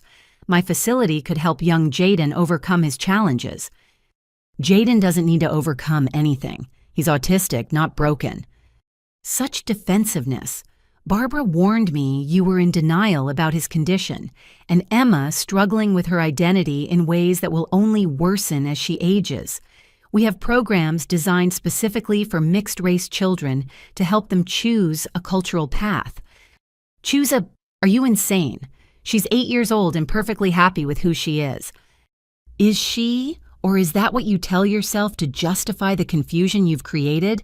Children need clear identity, firm boundaries, consistent discipline, things you seem unable to provide. If you come near my children, I'll have you arrested. Such hostility. This is exactly what Barbara described. You really should consider what's best for them, rather than clinging to your liberal delusions about family. I hung up my hands, shaking. She's part of it. They were going to take our babies to a conversion camp. Emma appeared in the doorway, her face serious. Mommy, are people trying to take us away? I knelt down to her level. Some people are confused about what's best for our family, but Daddy and I won't let anything happen to you. I don't want to go to a special school. I like my school. I like my friends. I like being me. And you get to keep being exactly who you are, baby. Nobody gets to change that. Jaden joined us carrying his weighted lap pad. The lady on TV said we're confused. I'm not confused. I know exactly who I am. I'm Jaden Marcus Harris, age 6 3/4, favorite color blue, favorite animal foxes, favorite food mac and cheese, but only the spiral kind. That's right, buddy, you're perfect. I know, he said simply, then returned to his breakfast. David smiled slightly. Your kids are remarkable. That's going to matter in court. They'll have to testify. The thought horrified me. Possibly. A good guardian ad litem will want to hear from them. But don't worry about that yet. We have more immediate concerns. He was right. By noon, the situation had escalated dramatically. My phone buzzed constantly with calls from reporters, extended family members who'd seen the news, and numbers I didn't recognize. Our quiet street was disrupted by news vans and curious neighbors. Then came the knock that changed everything. Keisha Harris. A woman in a severe suit stood at our door with a clipboard. I'm from Child Protective Services. We've received a complaint and need to conduct an immediate welfare check. My knees almost buckled. CPS, but we didn't do anything wrong. I'm not here to make accusations, ma'am, just to ensure the children are safe. May I come in? David appeared behind me. I'm the family's attorney. Can I see your identification and the complaint? She handed over her credentials and a document. The complaint was anonymous, but the allegations were familiar neglect, inappropriate living conditions, untreated mental health issues in the children, potential abuse. This is retaliation, I said. My parents filed this because we caught them trying to kidnap our children. I'm aware of the situation, the caseworker said not unkindly. But when we receive a complaint, we have to investigate. It's protocol. Then investigate, Marcus said, joining us. We have nothing to hide.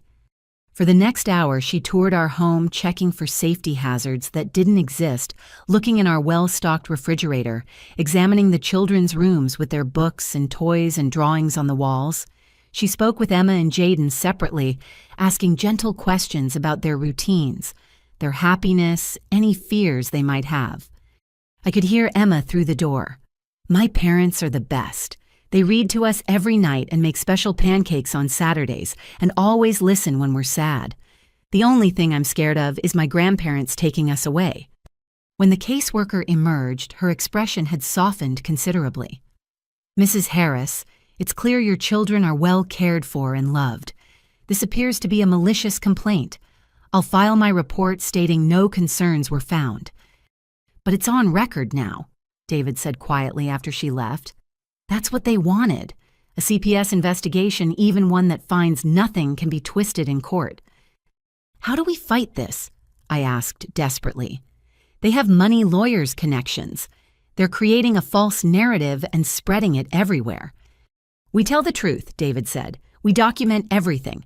We let the criminal charges speak for themselves, and we trust the system to see through their lies."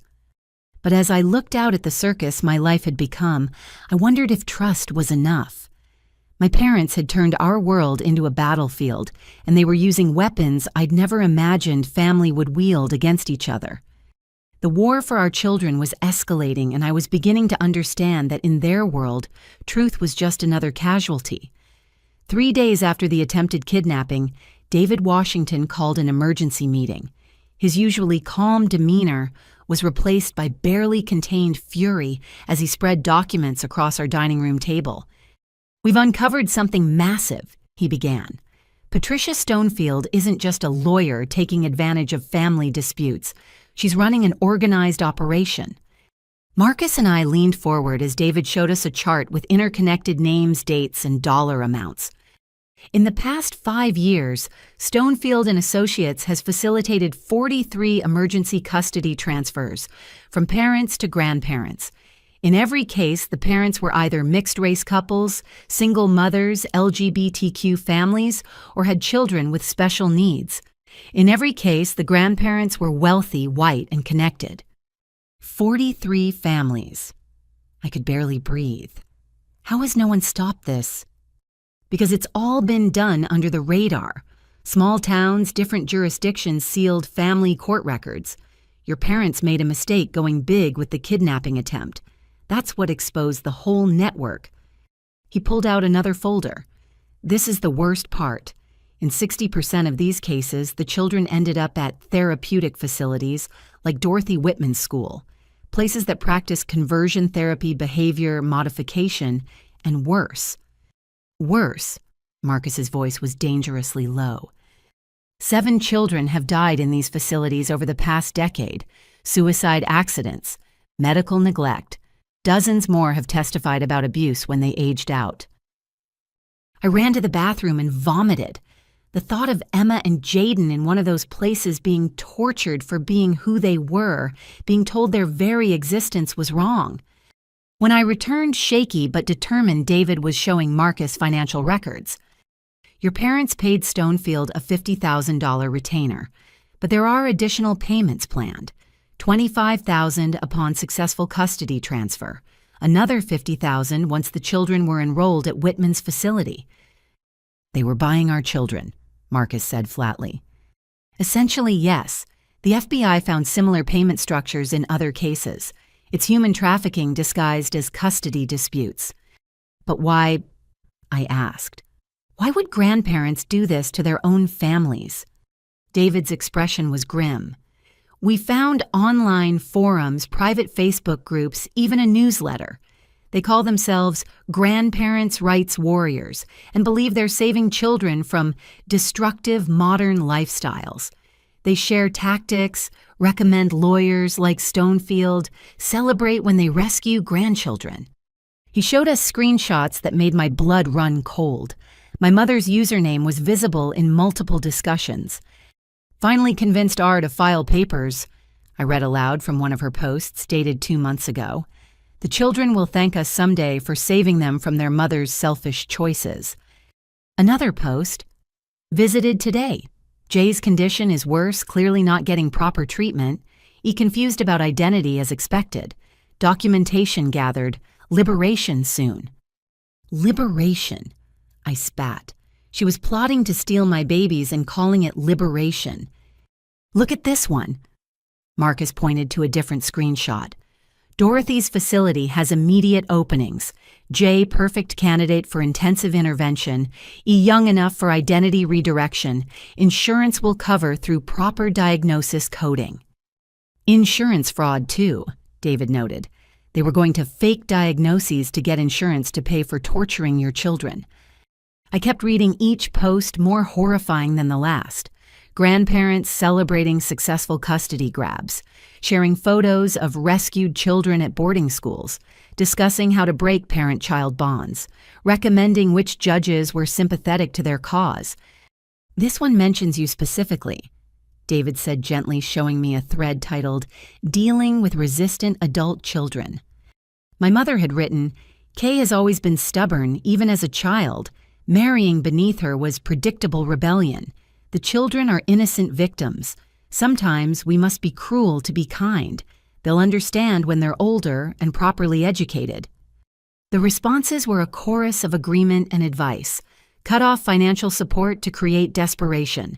Document every parenting mistake. Twist normal childhood behavior into symptoms of neglect. Use racial anxieties to your advantage in court. They're evil, I whispered. My own parents are evil. They're indoctrinated, David corrected. This group reinforces their biases, convinces them their hatred is love, their cruelty is kindness. It's a cult mentality. What about the other families? Marcus asked. The ones who've already lost their children. David pulled out another stack. We're reaching out. 11 families have already agreed to join a class action suit. More are coming forward every day. One mother hasn't seen her son in 3 years because her parents convinced a judge she was unfit after she married a Mexican immigrant. He showed us her photo, a woman my age holding a picture of a little boy who looked like Jaden. Maria Rodriguez. Her son Diego is at a facility in Utah that claims to correct cultural confusion. She's been fighting to get him back, but every appeal has been denied. I asked, how do judges let this happen? Small towns elected judges who share the grandparents' views, sealed records that prevent pattern recognition, and money, always money. These grandparents hire experts who testify exactly what they want to hear. Like Dr. Holloway, Marcus said, the one who evaluated us without meeting us. Exactly. We've found she's done this 30 times. Always the same diagnosis: parental alienation syndrome, childhood identity disorder, selective mutism that's really defiance. Terms that sound medical but are designed to pathologize normal behavior. My phone buzzed. Another unknown number. David nodded for me to answer on speaker. Mrs. Harris, this is Judge Eleanor Whitfield. I'll be presiding over your custody hearing next week. My heart sank. A custody hearing was scheduled already. Your Honor, I have representation. I'm calling as a courtesy. Given the serious nature of the allegations against you, I strongly suggest you consider a voluntary temporary transfer of custody to your parents while we sort this matter out. It would show good faith and— Absolutely not, David interrupted. This is highly inappropriate, Your Honor. Ex parte communications about an active case. Who is this? David Washington, counsel for the Harris family.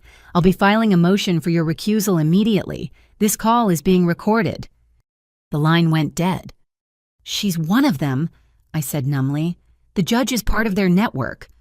Possibly, or possibly your parents' lawyers reached out to influence her. Either way, we'll get her removed from the case. And get another judge who might be just as bad?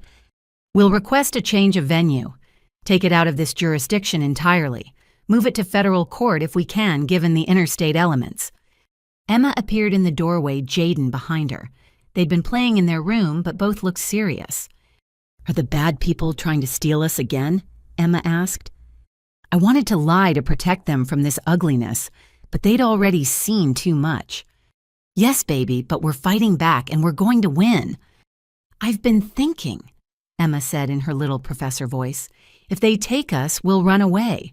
I know how to use the GPS on a phone and Jaden memorized the bus routes. We'll find our way home. That's very smart, Marcus said, his voice thick. But you won't need to run away because you're not going anywhere. Promise, Jaden asked. Promise, we said together. But as I tucked them in that night, I wondered if it was a promise we could keep. The system my parents were exploiting was vast, well-funded, and deeply entrenched. They had judges, doctors, lawyers, and an entire network of bitter grandparents convinced they were saving children by destroying families. After the kids were asleep, I found myself in Emma's room staring at her drawings on the wall. One showed our family as stick figures holding hands, all different shades of brown, with hearts floating above our heads. Another showed her and Jaden as superheroes, protecting love from meanies. "We could run," Marcus said from the doorway. "Pack up tonight, disappear. Start over somewhere they can't find us." "Is that what you want?"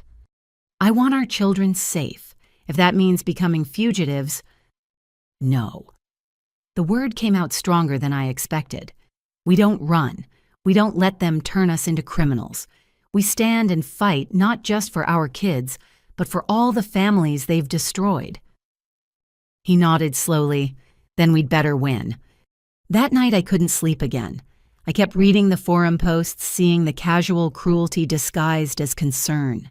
Grandparents discussing how to break their grandchildren's spirits, how to erase their identities, how to punish parents for the crime of creating families that didn't look like Christmas cards from 1952.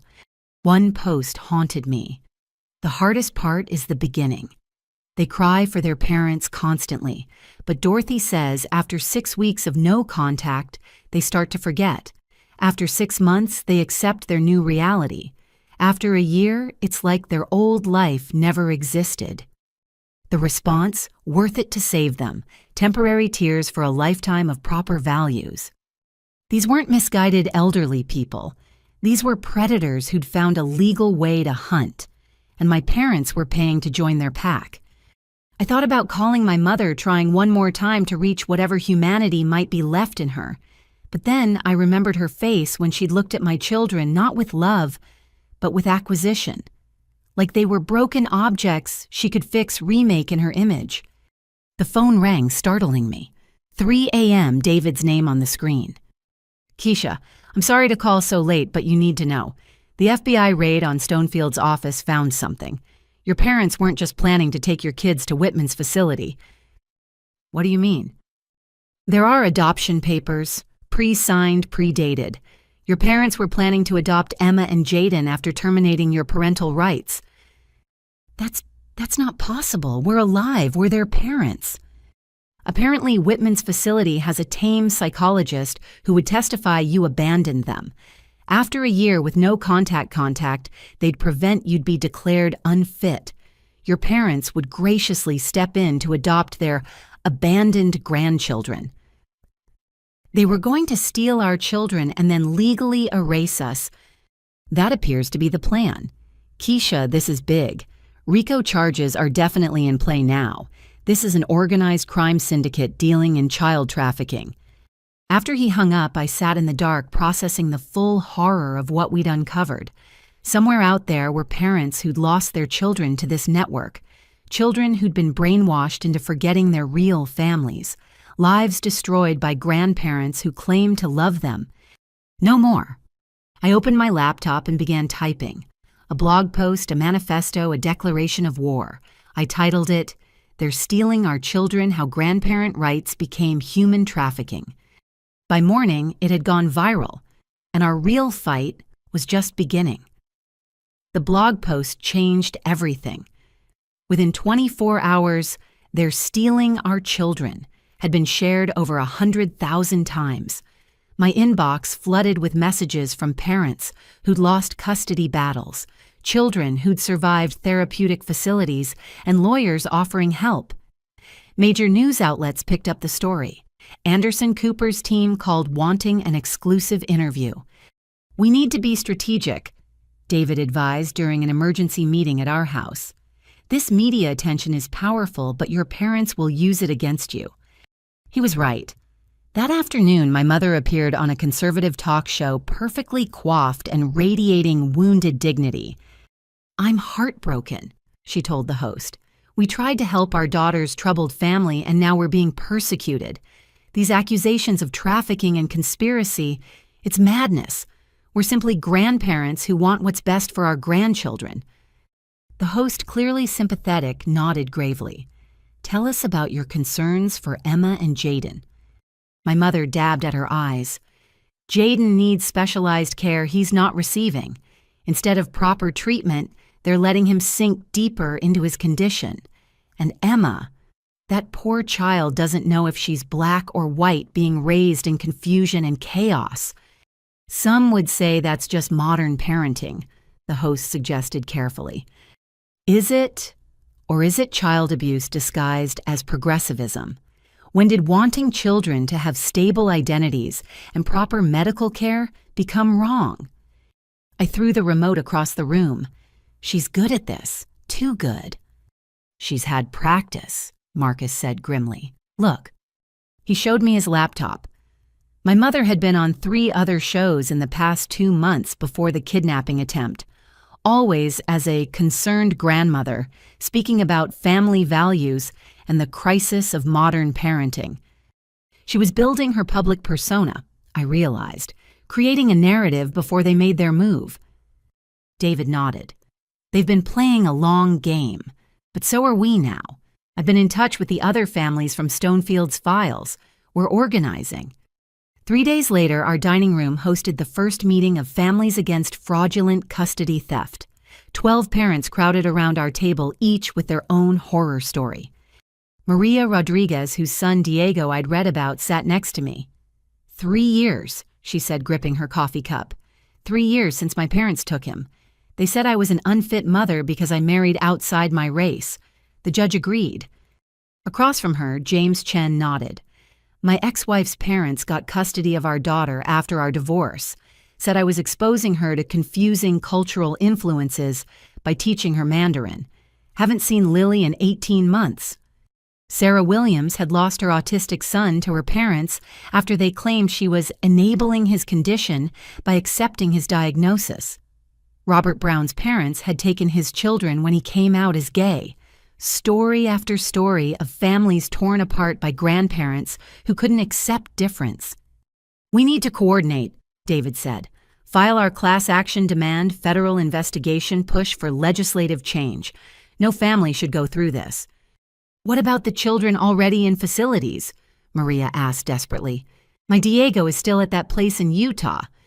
"We're working on emergency injunctions. Every facility connected to Stonefield is being investigated, but we need evidence of what happens inside." "I have evidence," a young voice said from the doorway. We turned to see a teenager, maybe 17, with haunted eyes and close-cropped hair. "I'm Alex Thompson. I spent 2 years at Whitman's facility. I aged out last month. I heard about your group online." Sarah Williams gasped. "Alex, oh my God, you were in my son's unit. Is Michael okay?" Alex's face crumpled. "He's surviving. We all just tried to survive." For the next hour, Alex told us about life inside Whitman's facility, the isolation cells for children who mentioned their parents, the identity correction sessions where mixed-race children were forced to choose one heritage, the punishment for speaking languages other than English, the medication forced on children to make them compliant. "Michael's strong," Alex told Sarah. "He remembers you. We all helped each other remember our real families, even though we got punished for it." I was crying. We all were. These weren't just stories anymore. These were children, real children, being tortured for the crime of being loved by parents their grandparents disapproved of. "We're getting them out," David promised. All of them. That night, I found Emma and Jaden building a fort in the living room. "Can we sleep here tonight?" Emma asked. "Together?" "Bad dreams," I guessed. "Sometimes I dream they take us away," Jaden admitted. "But in the fort, we're safe." Marcus and I exchanged glances. Our children were showing signs of trauma from the attempted kidnapping. They needed normalcy, but how could we provide that when we were in the middle of a war? "How about we all camp out here tonight?" Marcus suggested. "Family fort." As we settled into the blanket fort, Emma asked, "Why do Grandma and Grandpa hate us?" "They don't hate you," I said carefully. "They're confused about what love means." No, Emma said firmly. Love means accepting people as they are, like you and Daddy do, like Nana Rose does. Grandma and Grandpa want to change us. That's not love. From the mouths of babes. The next morning brought a breakthrough. Detective Chen called with news from the FBI raid on Stonefield's computers. We found the whole network, email lists, payment records, correspondence with facilities across 12 states. Your blog post triggered dozens of tips. Grandparents are turning on each other, trying to cut deals. My parents, still maintaining innocence, but their financial records show payments to multiple facilities, consultants, even a judge. Which judge? Eleanor Whitfield, the one who called you. She's been taking bribes for favorable custody rulings for years. I felt a savage satisfaction. So she'll be arrested, already in custody, along with 14 others so far. This is huge, Keisha. You've exposed a massive criminal enterprise. But my parents remained free on bail and their lawyers were fighting back. They filed defamation suits claiming our blog post was libelous. They demanded supervised visitation, arguing that keeping grandchildren from grandparents was abuse. They even tried to get a restraining order against us, claiming we were harassing them. It's desperation, David assured us. They're throwing everything at the wall to see what sticks. Then came the interview request that changed our strategy. 60 Minutes wanted to do a segment on grandparent custody fraud featuring our story and others from our support group. After much debate, we agreed. The filming took place in our home with Emma and Jaden playing in the background while we told our story. The interviewer was thorough but compassionate, letting us explain not just what happened, but why it mattered. This isn't just about our family, I told the camera. It's about every family that doesn't fit someone else's narrow definition of normal. It's about children being stolen and tortured because their grandparents can't accept that love comes in all colors, all configurations, all forms. Marcus added, "We're fighting not just for our kids, but for the principle that parents have the right to raise their children without interference from people who think money and prejudice trump love and acceptance." The interviewer also spoke with Maria James Sarah and others from our group, but the most powerful moment came when they interviewed Alex Thompson at the facility where they'd been held. "This place stole 2 years of my life," Alex said, standing outside the gates of Whitman's school. "They tried to convince me I was sick for being who I am. They drugged me, isolated me, punished me for remembering my real parents. This isn't therapy, it's torture. And it's happening to dozens of kids right now." The interview wouldn't air for weeks, but word got out that it was coming. Suddenly, politicians were interested. Senators called for hearings. Child welfare advocates demanded reform. The story had grown beyond our individual fight into a movement. But movements take time, and we still had a custody hearing looming. Despite everything, the criminal charges, the exposed network, the public outrage family court operated on its own timeline with its own rules. "Your parents' criminal case is separate from the custody issue," David explained. "Family court only cares about the best interests of the children. We need to prove that's with you, not them." How is that even a question? They tried to kidnap our children. They're arguing it was a misunderstanding, that they had verbal permission, that you're now alienating the children from loving grandparents. I know it's insane, but we have to take it seriously. So we prepared. Psychological evaluations for the whole family. Character witnesses lined up. Teachers, doctors, therapists, neighbors, all ready to testify that we were good parents and our children were thriving. Emma and Jaden would have to meet with a guardian ad litem, a court-appointed advocate, who would make recommendations about their best interests. The thought of strangers evaluating our children made me sick, but we had no choice. "Just be yourselves," I told them the morning of the meeting. "Tell the truth. That's all we need." "The truth is we want to stay with you and Daddy," Emma said simply, "forever and ever. And that's what's going to happen." I promised, praying I was right. The war for our children had become a public battle, but the real fight would be in a courtroom where truth and lies would clash, where money and influence would test the strength of love and justice. We'd exposed the network, started a movement, given hope to other families. Now we had to win our own battle. For Emma, for Jaden, for every child who deserved to be loved exactly as they were. The custody hearing was in 1 week. 1 week to save our family. Game on. The guardian ad litem's name was Patricia Gonzalez, and she arrived at our house on a Tuesday morning with kind eyes and a worn leather briefcase. Unlike the CPS worker who'd come before, she radiated warmth and genuine concern. "I want you to know," she said, settling into our living room, "I've been doing this for 20 years. I've seen real abuse and real love. I know the difference." Emma and Jaden sat between Marcus and me, Emma holding her brother's hand protectively. They'd dressed themselves carefully that morning, Emma in her favorite purple dress, Jaden in the dinosaur shirt that made him feel brave.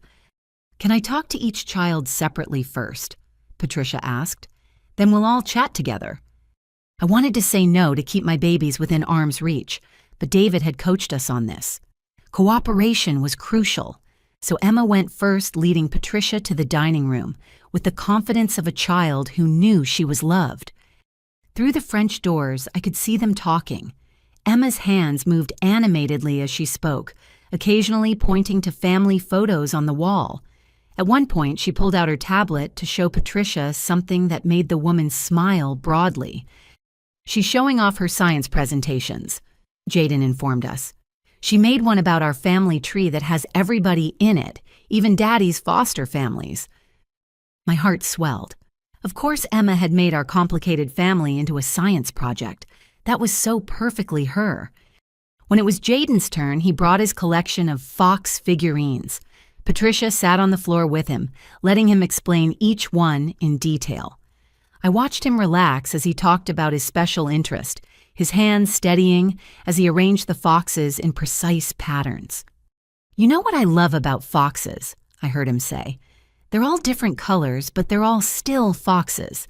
Like people, we're all different, but we're all still family." Marcus squeezed my hand. Our 6-year-old had just explained diversity better than most adults could.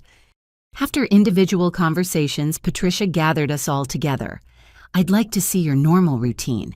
Don't perform for me, just be yourselves." So we did. Marcus helped with homework while I started dinner. Emma practiced piano while Jaden built elaborate Lego structures. We ate together, talking about our days, laughing at Jaden's fox facts, planning for Emma's upcoming school play. "This is nice," Patricia said as we cleared the table together. "Real, loving, exactly what children need." "Then why are we being investigated?" Emma asked boldly. "We didn't do anything wrong. Grandma and Grandpa did." Patricia's expression was carefully neutral. "Sometimes adults disagree about what's best for children. My job is to make sure the judge understands what you need and want." "We need our parents," Jaden said simply. "We want our family, that's all." That evening, after Patricia left with pages of notes and promises to recommend maintaining our current custody arrangement, David called with urgent news. "Sit down," he said. "This is big. Bigger than what we already know."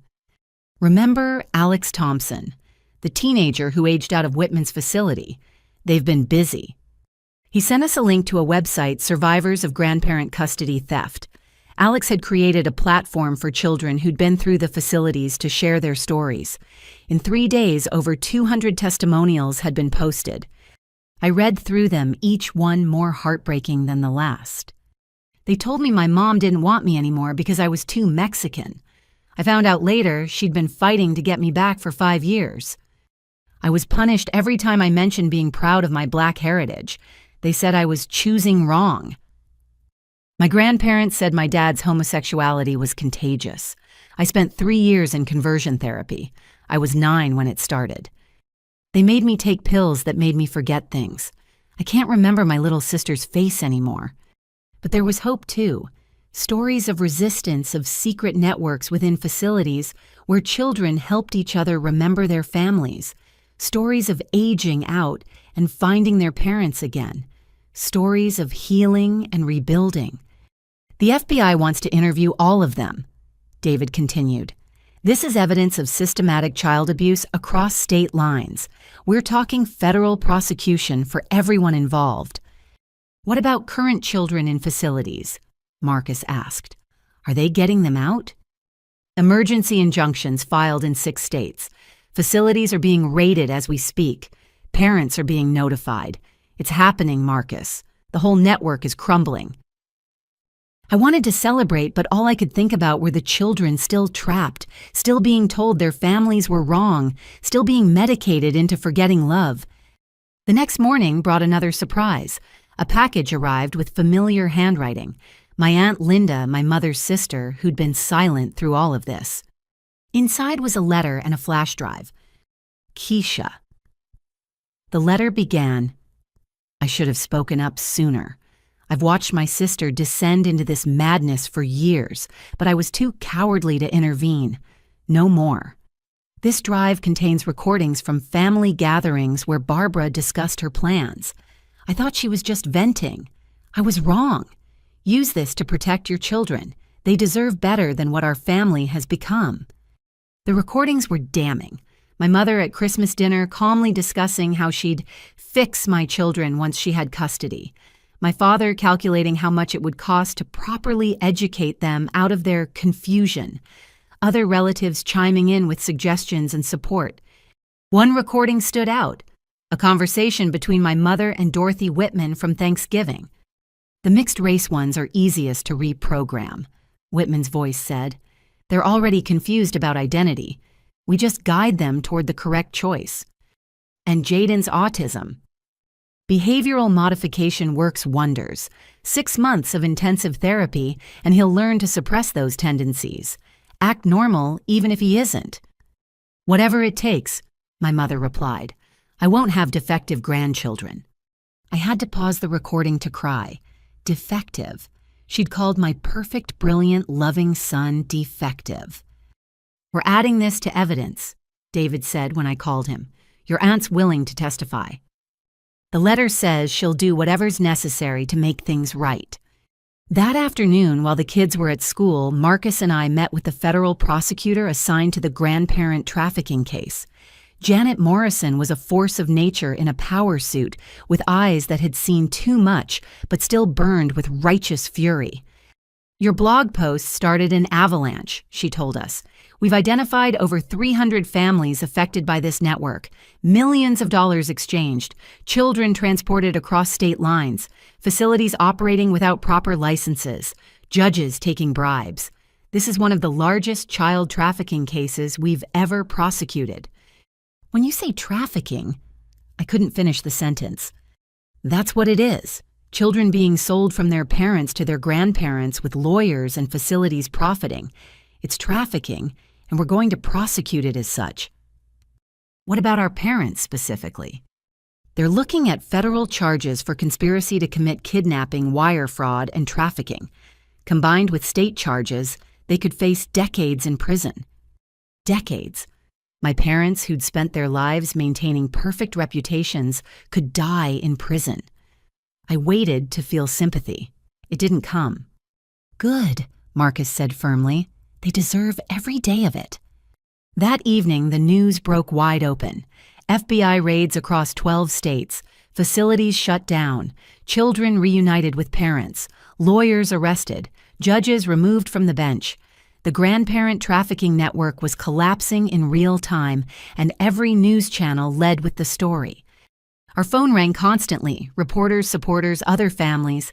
Emma and Jaden watched the chaos with wide eyes. Are we famous? Emma asked.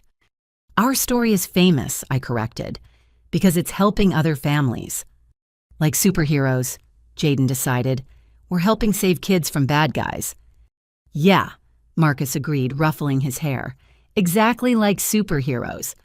But we still had our own battle to fight. The custody hearing was in 3 days, and despite everything, the criminal charges, the exposed network, the guardian ad litem's recommendation, we couldn't assume victory. Family court was notoriously unpredictable, and my parents' lawyers were paid to create doubt. They'll argue the criminal charges are unproven, David warned. That mistakes were made, but grandparents still deserve access. that children need extended family. Be prepared for anything. I was prepared for legal arguments. I wasn't prepared for my mother to show up at Emma's school. The call came during lunch. Emma's principal, her voice tight with concern. "Mrs. Harris, we have a situation. Your mother is here claiming she has permission to pick up Emma." "She absolutely does not. Do not let Emma anywhere near her." "We haven't. Emma actually alerted us herself. She saw her grandmother through the office window and immediately told her teacher she felt unsafe. We've called the police." My brilliant, brave daughter. Even at 8, she knew to protect herself. By the time I arrived, the police were escorting my mother away. She saw me and her mask finally completely shattered. "You've ruined everything," she screamed. "Those children could have had perfect lives. I could have fixed them, made them normal, given them advantages you never could. You've destroyed their futures for your selfish, liberal delusions." "The only thing destroyed is your ability to hurt them," I replied calmly, "and that's the best gift I could ever give my children." As the police car drove away, Emma ran to me, burying her face in my stomach. "She said she was taking me to lunch," Emma whispered. "But I knew she was lying. She was going to steal me, wasn't she?" "She was going to try, but you're too smart, too strong, and too loved for that to ever happen." That night, our lawyer called with expected news. My mother's bail had been revoked for attempting to violate the restraining order. She'd spend the custody hearing in jail. "One down," Marcus said grimly. But my father remained free, and he had one more card to play. 2 days before the hearing, every major newspaper received a press release. Robert Madison was establishing a Family Values Foundation with a $10 million endowment to protect traditional family structures and children's welfare. The message was clear. He had resources we couldn't match. He could fund this fight forever. "Money can't buy love," I told Marcus as we read the announcement. "It can't buy truth, and it can't buy our children." "No," he agreed, "but it can buy a lot of lawyers and expert witnesses." "Then we'd better make sure love speaks louder than money." The war for our children had exposed a national conspiracy, freed hundreds of trapped kids, and changed laws. But in the end, it would come down to a single courtroom, a single judge, and whether justice could prevail over wealth and prejudice. One more battle, the most important one. For Emma, for Jaden, for every child's right to be loved exactly as they are. The custody hearing was set for Thursday morning. By Wednesday afternoon, my father had orchestrated a media blitz that would have impressed a presidential campaign. Full-page ads in major newspapers, a hastily published op-ed in the Wall Street Journal titled, "When Parents Fail a Grandfather's Plea," even a press conference on the courthouse steps. "My daughter is sick," he told the gathered reporters, his silver hair gleaming in the afternoon sun. "Mental illness runs in families, and she's clearly suffering from paranoid delusions. These conspiracy theories about trafficking networks, it's heartbreaking to watch your child spiral like this." I watched from our living room, my hands clenched so tightly my nails drew blood. "He's gaslighting you on national television," Marcus said, his voice deadly calm. David was already on the phone with our PR team. Yes, we had a PR team now. The story had grown too big to manage without help. "We don't respond to this," David instructed. "Let him hang himself with his own words. The FBI has already confirmed the trafficking network exists. He's calling federal investigators liars." But my father was too smart for that. He pivoted smoothly, acknowledging the unfortunate criminal elements that had exploited legitimate grandparent concerns while maintaining his own innocence. He painted himself as a victim duped by unscrupulous lawyers into actions he now regretted. "All I want," he concluded, eyes misting with practiced emotion, "is to ensure my grandchildren are safe, loved, and given every opportunity to succeed. Is that so wrong?" The reporters ate it up. Within hours, Grandparents' Rights Matter was trending with thousands sharing stories of being cut off from grandchildren by vindictive parents. "He's hijacking our movement," Maria said during an emergency video call with our support group, "turning it into something else entirely. Let him." said Janet Morrison, the federal prosecutor who joined our call. "Every word he says is evidence. He's admitting to the conspiracy while claiming ignorance. It's beautiful, actually." That evening, we had our own press conference. Not on courthouse steps, but in our backyard, surrounded by the normal chaos of family life. Emma's artwork on the walls, Jaden's therapy swing, the vegetable garden we'd planted together. "This is what my father wants to destroy," I said, simply gesturing to our home. Not because it's harmful, but because it doesn't match his vision of what a family should look like. He sees my brilliant daughter and wants to erase half her heritage. He sees my amazing son and wants to fix him instead of celebrating him. That's not love. It's not even concern. It's control. Marcus stood beside me, solid and steady. We're not perfect parents. No one is. But we love our children unconditionally. We accept them completely. We fight for their right to be themselves. That's what family means to us. Then we did something my father hadn't expected. We brought out other families from our support group. Maria spoke about her son, Diego, finally home after 3 years, but struggling to readjust. James shared photos of his daughter Lily still in therapy to process her time at a facility. Sarah held up a drawing her autistic son had made a heart with "Real families love differences" written in careful letters. This isn't about one family, I concluded. It's about whether we as a society will allow children to be stolen and reprogrammed because they don't fit someone's narrow definition of normal. Tomorrow, a judge will decide our case. But whatever happens, we'll keep fighting for every family's right to love freely. The response was immediate and overwhelming. "Love Not Control" began trending, overtaking my father's hashtag within hours. Stories poured in from families who'd been judged, threatened, or torn apart by relatives who couldn't accept difference. But the real breakthrough came at 10 that night. David called, his voice electric with excitement. "Check your email now." The attachment was a video file, security footage from Stonefield's law office dated 2 months before the kidnapping attempt. It showed my parents in a conference room with Patricia Stonefield and 2 other lawyers. The audio was clear. "We need guaranteed results," my father was saying. "Full custody, permanent termination of parental rights, and sealed records." "That's ambitious," Stonefield replied, "but doable. It'll require judicial cooperation." "Whatever it costs." "I'm not talking about money, Mr. Madison, though that will be substantial. I'm talking about your willingness to do whatever's necessary, create evidence, testify to things that may not be strictly true, potentially traumatize your grandchildren in the short term for their long-term benefit." "Whatever it takes," my mother's voice chimed in. "Those children need to be saved from their parents' lifestyle choices, even if it means never seeing their parents again. Especially then, clean breaks heal fastest."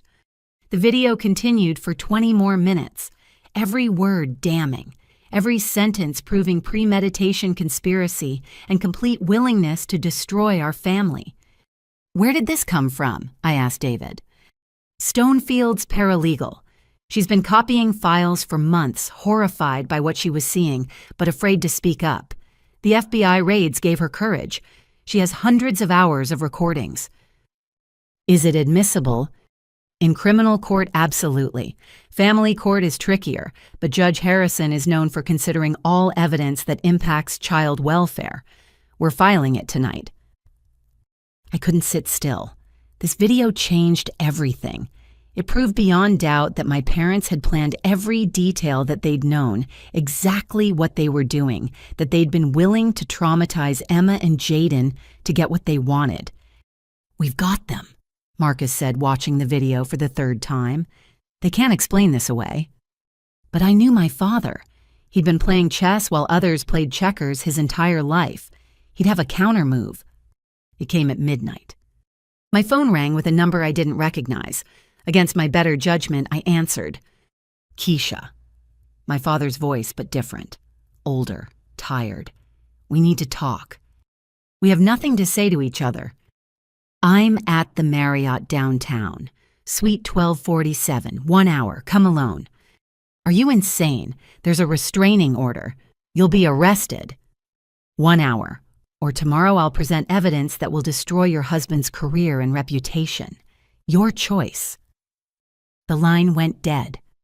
Absolutely not, Marcus said when I told him. It's a trap. What evidence could he have against you? Marcus's jaw tightened. Nothing, because I've done nothing wrong. But I saw the flicker of worry in his eyes. My father had resources connections and a vindictive streak. Even false accusations could damage a career.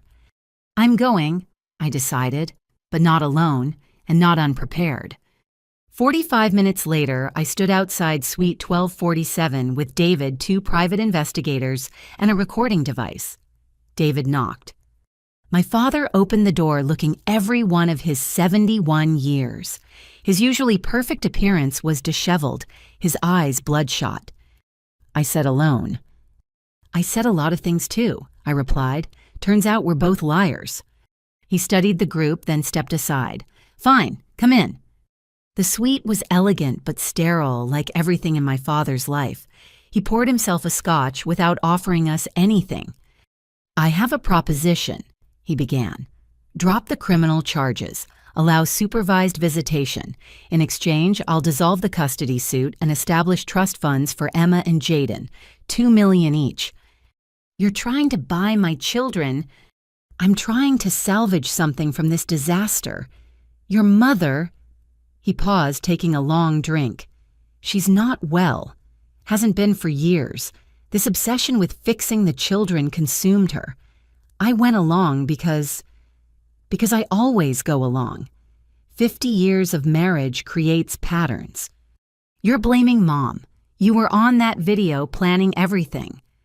I was trying to manage her obsession, channel it into something legal. I never wanted it to go this far. David stepped forward. Mr. Madison, this conversation is being recorded. Are you admitting to the conspiracy? My father laughed bitterly. Why not? My reputation is destroyed. My wife is in jail. My business partners have abandoned me. That foundation I announced, no one will take my money. I'm done, Mr. Washington. I just want to minimize the damage. The damage to your grandchildren or to yourself. He looked at me then, and for a moment I saw something almost human in his eyes. Did I ever tell you why I was so against your marriage to Marcus? Because you're racist. Because I was terrified. My whole life was built on fitting in, following rules, being what was expected. You threw all that away for love, and you were happy, happier than I'd ever seen you. It made everything I'd sacrificed seem pointless. So you tried to steal my children. Your mother convinced me they'd be better off, that we could give them advantages, opportunities, the right connections. I told myself it was for their own good, but watching that little girl stand up in court, she's just like you, fierce, uncompromising, sure of who she is in a way I never was. She's 8 years old and she's already braver than you've ever been. I know. He finished his scotch. The offer stands. Financial security for the children in exchange for this ending quietly. No deal, I said firmly. You're going to prison. Mom's going to prison. And Emma and Jaden will grow up knowing their parents protected them from people who claim to love them while trying to destroy who they are. He nodded slowly. I thought you'd say that. You always were stubborn. I learned from the best. As we left, my father called out, Keisha, for what it's worth, they're lucky to have you. Both of them. All of them. I didn't reply. His words meant nothing now. Back in the car, David was ecstatic. He admitted everything on tape. This is huge. But I felt empty. The man in that hotel room wasn't the titan of industry I'd grown up fearing and trying to please. He was just a hollow shell who'd chosen conformity over love his entire life and was only now realizing the cost. He never had evidence against me, Marcus said quietly. He was bluffing. I know, but I needed to see him to understand. And do you... No, I don't think I'll ever understand how parents can choose prejudice over their own children, but but I understand that he's broken in ways that have nothing to do with us, and everything to do with the choices he made long before we came along. That night, I sat in Emma and Jaden's room watching them sleep. Tomorrow, a judge would decide their fate. Despite all our evidence, all our support, all our truth, it would come down to one person's interpretation of best interests. "We're going to win," Marcus whispered from the doorway. "We have to. And if we don't, then we keep fighting. Appeal. Take it to the Supreme Court if we have to. We never stop fighting for them." I thought about my father alone in his hotel room with his scotch and his regrets. That's what giving up looked like. That's what choosing fear over love led to. "We're going to win," I agreed. "Because we have something they'll never understand. We have each other." Tomorrow would bring the battle, but tonight we had peace. Tonight we had our children safe in their beds, dreaming of futures where they could be exactly who they were meant to be. And that was worth any fight. Thursday morning arrived with unseasonable rain, as if the weather itself was reflecting the gravity of the day. Emma and Jaden ate breakfast quietly, sensing the tension despite our attempts at normalcy. "Will we have to talk to the judge?" Emma asked, pushing her cereal around the bowl. "Maybe, sweetheart, but remember what we practiced. Just tell the truth." "The truth is, I want to stay with you forever," Jaden said matter-of-factly. "That's easy. If only it were that simple." We arrived at the courthouse to find it surrounded by media and supporters. Families from our group held signs, "Love not control," "Families come in all colors," "Children are not property." My parents' supporters were there too with their own messages. "Grandparents have rights," "Traditional values matter," "Save the children." "Save them from what?" Emma muttered, reading the signs. "From being loved." Inside the hallway buzzed with nervous energy. Maria hugged me tightly. "Whatever happens, you've already won. You've exposed them. You've saved hundreds of children." But not my own, not yet. Judge Harrison's courtroom was smaller than I'd expected, more intimate. This wasn't a criminal trial with a jury, just a judge deciding the fate of our family. My parents sat at the opposite table, my mother out on bail for the hearing, both in conservative suits meant to project respectability. They didn't look at us. "All rise," the bailiff announced. "The Honorable Judge Patricia Harrison presiding." Judge Harrison was in her 60s with silver hair and sharp eyes that seemed to take in everything at once. She'd reviewed thousands of pages of evidence, watched hours of video testimony, read the Guardian ad litem's report. Our fate was in her hands. "This case," she began, "it has garnered significant public attention. I want to be clear that my decision will be based solely on the best interests of the minor children, not on public opinion or political pressure." My parents' lead attorney, a polished man named Richard Blackstone, stood first. Despite everything, the arrests, the evidence, the exposed network, he painted a picture of concerned grandparents who'd made unfortunate choices out of love and desperation. "The criminal charges are still pending," he argued. "Innocent until proven guilty applies here. What we have are grandparents who, yes, made mistakes in their approach, but whose fundamental concern was the welfare of their grandchildren." He presented their case methodically. The concerning elements of our household, both parents working Jaden in extensive therapy, Emma struggling with identity confusion, according to their expert. The resources my parents could provide: private schools, unlimited educational opportunities, a more stable environment. "Stable," I whispered to David. "They call trying to kidnap children stable." "Let him talk," David whispered back. "He's hanging them with every word." Blackstone continued for an hour, painting us as well-meaning but overwhelmed parents who couldn't provide the advantages these children deserved.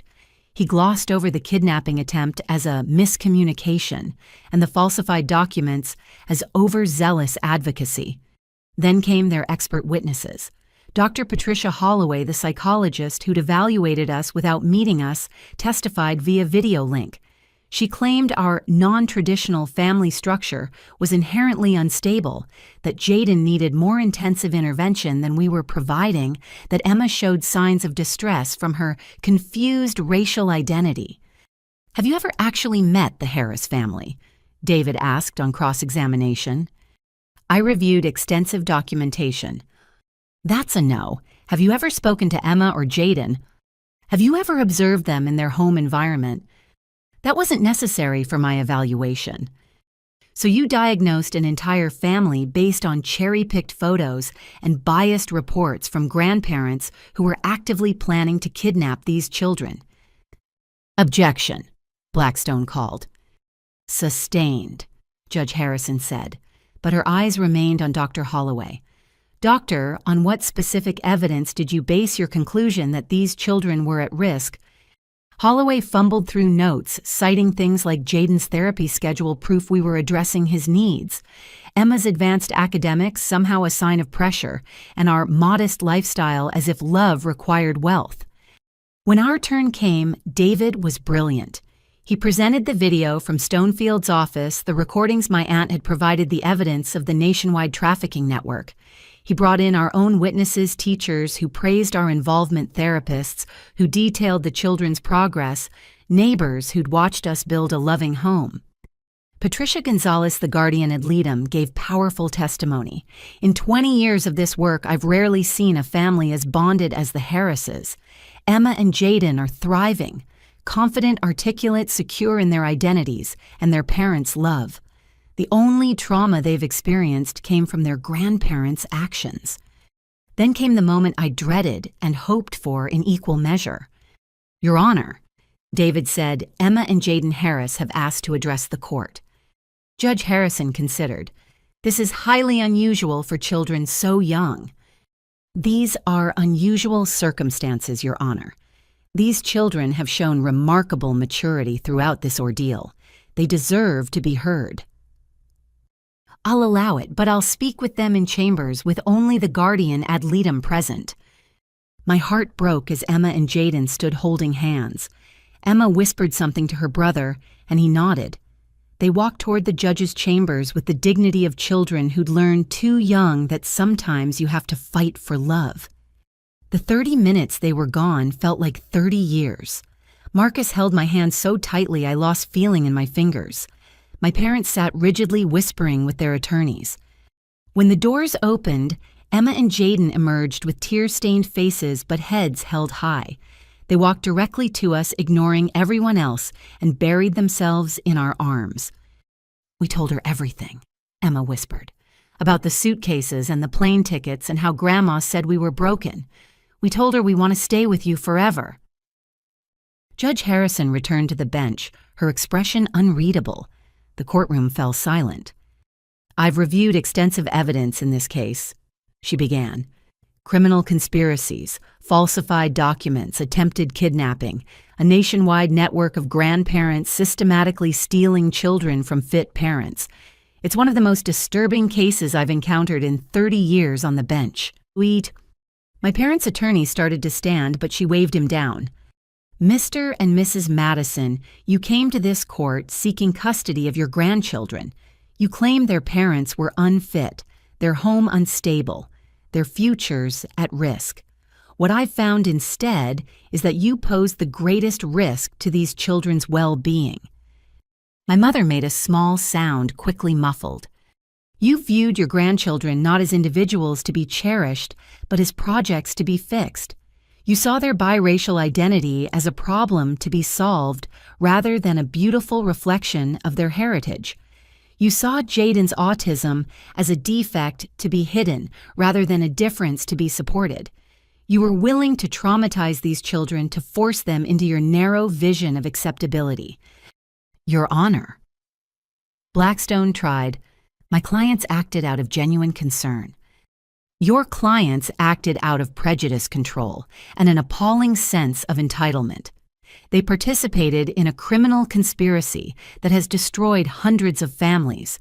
They showed no regard for these children's actual well-being, only for their own desires." She turned to us. "Mr. and Mrs. Harris, you're not perfect parents. No one is. But you love your children unconditionally. You support them completely. You've created a home where differences are celebrated, where identity is embraced, where love truly is the only requirement for family. I was crying now, Marcus too. Even David looked emotional. It is the order of this court that Robert and Barbara Madison's petition for custody is denied in its entirety. Furthermore, given the criminal charges pending and the clear danger they pose, the existing restraining order is made permanent. They are to have no contact with Emma and Jaden Harris until these children reach the age of majority and can decide for themselves whether to establish a relationship. No. My mother stood her careful composure finally shattering. You can't do this. Those are my grandchildren. I have rights. You had rights, Judge Harrison said coldly. You forfeited them when you tried to steal these children. Bailiff, please escort Mrs. Madison out if she cannot control herself. But my mother wasn't done. She turned to us, her face twisted with rage, and something else, grief maybe, for the family she'd destroyed with her own hands. You've ruined them, she screamed. They could have been normal. They could have been somebody. Instead, they'll always be caught between worlds, never belonging anywhere. Emma stood up, my brave 8-year-old, facing down the grandmother who'd tried to erase her. I do belong somewhere. I belong with my family, my real family, the one that loves me exactly as I am. My mother's face crumpled. For just a moment, I saw not the monster who'd tried to steal my children, but the woman who'd raised me, who'd once sung me lullabies and kissed, scraped knees. The woman who'd let fear and prejudice poison her love until it became something destructive. Then the moment passed. The bailiffs let her out, my father following silently, and they were gone from our lives. Court is adjourned, Judge Harrison announced. Emma and Jaden, you were very brave today. Your parents are lucky to have you. We know, Jaden said seriously, making the judge smile despite herself. The courtroom erupted as soon as she left. Our support group surrounded us with hugs and tears. Reporters shouted questions. David was already fielding calls about appeals, but we all knew my parents were finished. Between the criminal charges and this ruling, they'd lost everything. Outside, the rain had stopped. Sun broke through the clouds as we emerged from the courthouse. Emma and Jaden between us, hands linked like an unbreakable chain. Are we safe now? Jaden asked. Yes, baby, we're safe. Forever. Forever and always. Reporters surrounded us, but I had eyes only for my children, my brave, brilliant, perfect children who'd stood up to hatred and chosen love. Mrs. Harris, how do you feel about the ruling? Someone shouted. I looked at my family, Marcus stalwart and steady, Emma fierce and proud, Jaden unique and wonderful, and found my voice. I feel grateful. Grateful for a judge who saw the truth. Grateful for a legal system that, despite its flaws, protected our children. Grateful for everyone who stood with us. But mostly, I'm grateful for these two amazing kids who taught us all that love doesn't need to look any particular way, it just needs to be real. What's next for your family? Marcus answered that one. Homework, piano practice, Fox documentaries, normal life, beautiful, chaotic, normal life. And helping other families, Emma added. Because there are more kids out there who need protecting from people who say they love them, but really just want to change them. What would you say to other families facing similar situations? Another reporter asked. Fight, I said simply. Fight for your children. Fight for your right to love as you choose. Fight against anyone who tells you your family is wrong because it doesn't match their picture. And remember, love wins. It's harder, it takes longer, but love wins. As we walked to our car, Emma tugged on my hand. Mommy, I know Grandma and Grandpa did bad things, but I still feel sad for them. Why's that, baby? Because they had us, all of us, and they threw us away for stupid reasons. They chose being mean over being family. That's the saddest thing I can think of. Out of the mouths of babes. That night, we had a celebration that was really more of a collapse. Pizza in front of the TV, everyone in pajamas by 6, emotional exhaustion settling over us like a weighted blanket. But we were together. We were safe. We were whole. The war was won, but battles remained. Criminal trials, civil lawsuits, therapy to help Emma and Jaden process their trauma, work to change laws and protect other families. But those were tomorrow's fights. Tonight I held my children and my husband and knew that we'd done the impossible. We'd stood against wealth and prejudice and systemic corruption, and we'd protected our family. Love had won, just like I'd promised it would. The criminal trial began 6 months later, on a cold November morning. The federal courthouse in downtown had become as familiar to me as my own home over the months of preparation. Emma and Jaden were in school, protected from the media circus we knew awaited us, while Marcus and I sat behind the prosecution table. My parents entered in shackles. The sight should have brought satisfaction. Instead, I felt only emptiness. These people who'd given me life had chosen hate over love, and now they'd face the consequences. The United States versus Robert Madison, Barbara Madison, Patricia Stonefield, and 37 co-conspirators read like a movie title, but it represented hundreds of destroyed families. Janet Morrison, the federal prosecutor, had built an airtight case. The evidence was overwhelming: financial records showing payments for children, emails discussing acquisition strategies, contracts with facilities that promised to reprogram kids. But it was the testimony that truly damned them. One by one, parents took the stand. Maria Rodriguez went first, describing 3 years of fighting to get Diego back, while her parents told everyone she'd abandoned him. James Chen broke down, talking about his daughter Lily's nightmares after 18 months in a facility. Sarah Williams showed pictures of her son before and after, a bright, happy autistic child transformed into a shell of himself by therapeutic intervention. But it was the children's testimony that destroyed any sympathy the jury might have felt for the grandparents. Alex Thompson, now 18, described years of torture disguised as therapy. They told me my parents didn't want me because I was gay. They said if I could just be normal, maybe someone would love me again. I tried to kill myself 3 times in that place. Diego Rodriguez, finally home, but still healing, testified via closed-circuit TV.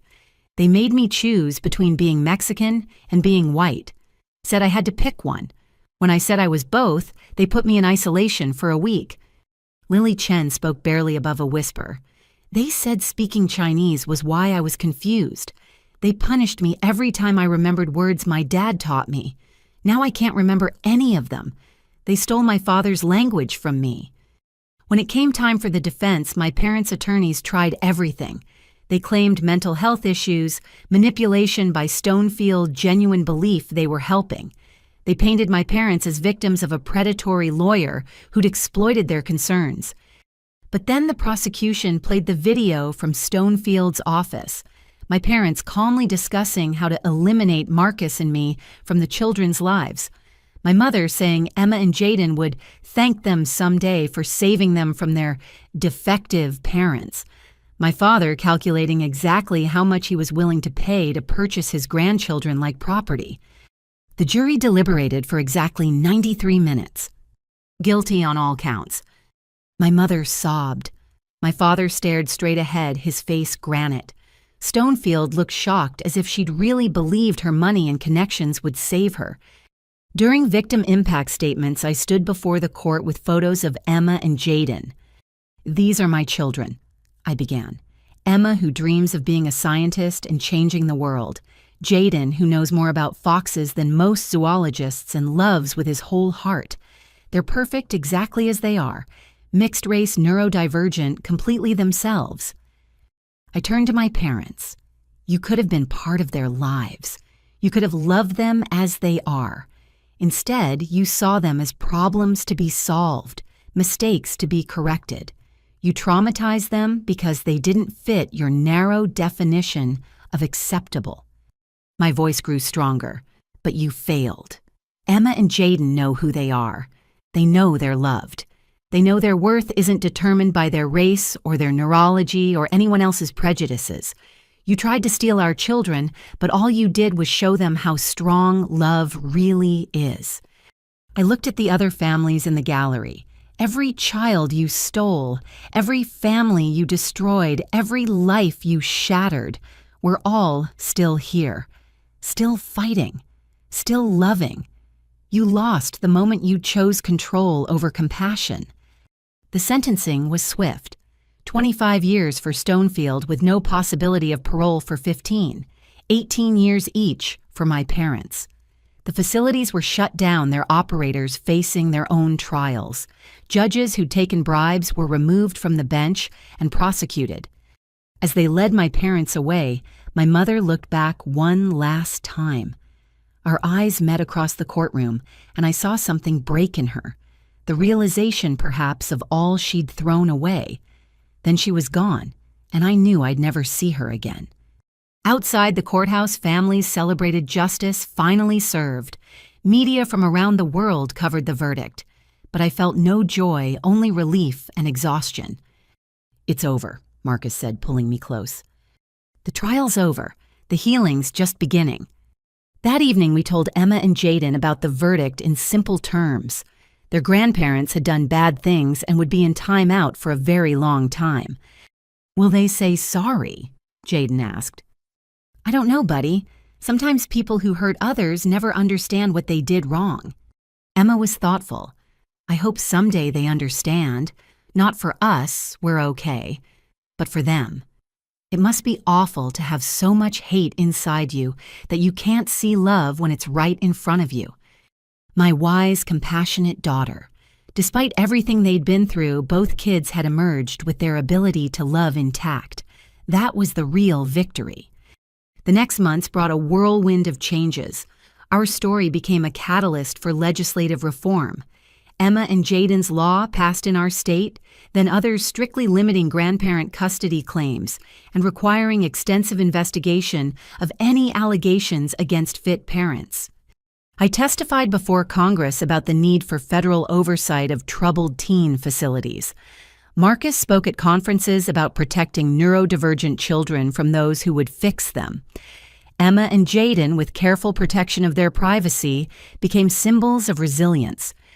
Our support group evolved into a national organization, Families United Against Custody Trafficking. We provided legal resources, emotional support, and advocacy for families facing similar threats. The website Alex Thompson had created became a central hub for survivors to share their stories and find healing. 1 year after the verdict, we held our first national conference. 300 families attended, representing every configuration imaginable. Single parents, same-sex couples, interracial families, families with disabled children, all united by love and the determination to protect it. Maria Rodriguez gave the keynote with Diego by her side. "They tried to steal our children because we didn't match their picture of family.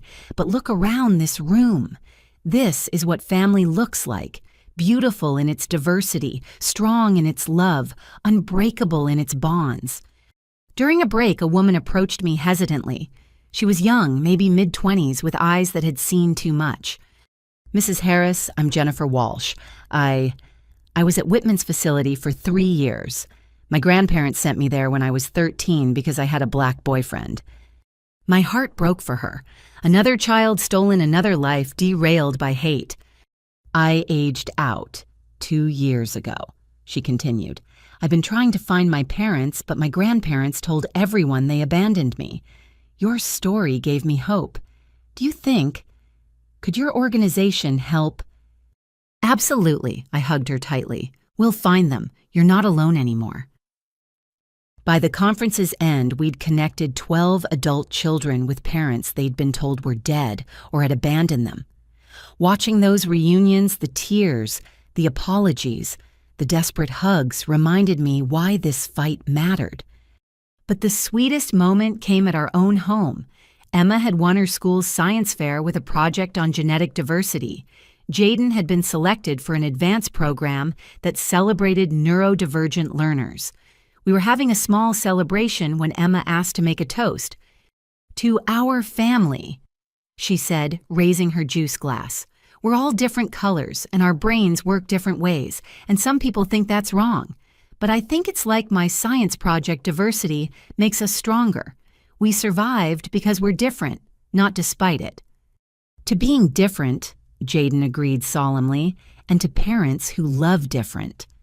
To love winning, Marcus added, his eyes suspiciously bright. To love winning, I echoed, looking at my beautiful, imperfect, triumphant family. The war was over. We'd exposed the network, changed laws, saved hundreds of children. My parents would spend their remaining years in prison, finally stopped from hurting anyone else. The facilities were closed. The corrupt judges removed the trafficking pipeline, destroyed. But most importantly, Emma and Jaden were safe. They knew they were loved exactly as they were. They understood that family meant choosing love over fear, acceptance over control, diversity over conformity. We'd won. Not just the legal battle, but the war for our children's souls. They would grow up free to be themselves, proud of all their heritage, confident in their worth.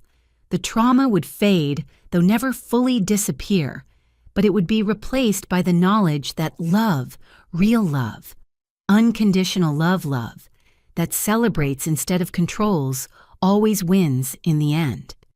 As I tucked them in that night, Jaden asked his nightly question, "Are we safe?" "Yes, baby, we're safe. Forever. Forever and always." And finally, blessedly, it was true. 2 years had passed since the verdict. 2 years of healing, of building, of watching our children grow into their strength. Emma was 10 now, all legs and determination, her science projects growing more ambitious with each passing month. Jaden, 8 and thriving, had become an advocate for autistic children in his school, teaching his classmates about neurodiversity, with the confidence of someone who'd learned his difference was a gift, not a flaw. The call came on a Tuesday afternoon while I was working from home. The number was blocked, but something made me answer. "Mrs. Harris." The voice was official, careful. "This is Warden Patricia Holmes from the Federal Correctional Institution. I'm calling about your mother, Barbara Madison." My stomach dropped. "Is she—" "She's alive, but she's very ill. Terminal cancer. The doctors give her perhaps 2 weeks. She's been asking to see you." I sat down heavily. 2 years of no contact, of moving forward, of building a life free from their poison. Now this. "I understand this is difficult," the warden continued. "You're under no obligation to come. But I wanted you to know in case you needed closure." After I hung up, I stared at the wall for a long time. My mother was dying. The woman who'd sung me lullabies and tried to steal my children. The woman who'd taught me to read and told me my husband was beneath us. The woman who'd loved me conditionally and damaged me profoundly. "You okay?" Marcus found me still sitting there an hour later. I told him about the call. He sat beside me, solid and warm and real. "What do you want to do?" "I don't know. Part of me wants to ignore it, let her die, knowing she threw away her family for hate. Part of me—" I couldn't finish. "Needs to say goodbye. Needs to say something. I don't know what." We talked for hours, weighing safety against closure, anger against compassion. In the end, it was Emma who decided for me. She overheard us discussing it, and with the wisdom that still surprised me, said, "You should go, Mommy. Not for her, for you, so you don't wonder what if forever." 3 days later, I walked into the prison medical ward. The woman in the bed bore little resemblance to Barbara Madison's society matron. Cancer had ravaged her, reducing her to bones and regret. Her eyes, though, were still sharp when they found mine. "You came," she whispered. "I almost didn't." "I know, thank you." I sat in the visitor's chair, maintaining distance. We stared at each other across more than just space, across years of hurt chasms of misunderstanding, the wreckage of what had once been love. "I have so much to say." She began, then coughed a harsh sound that shook her whole body. "Not enough time." "Then say what matters." She closed her eyes. I was wrong. About everything. About Marcus, about the children, about what family means. I let fear destroy the only good thing I ever created you. Why, the question I'd carried for years. Why couldn't you just love them as they were? Because I was taught that different meant dangerous, that maintaining standards mattered more than happiness, that control was love. Tears leaked from her closed eyes.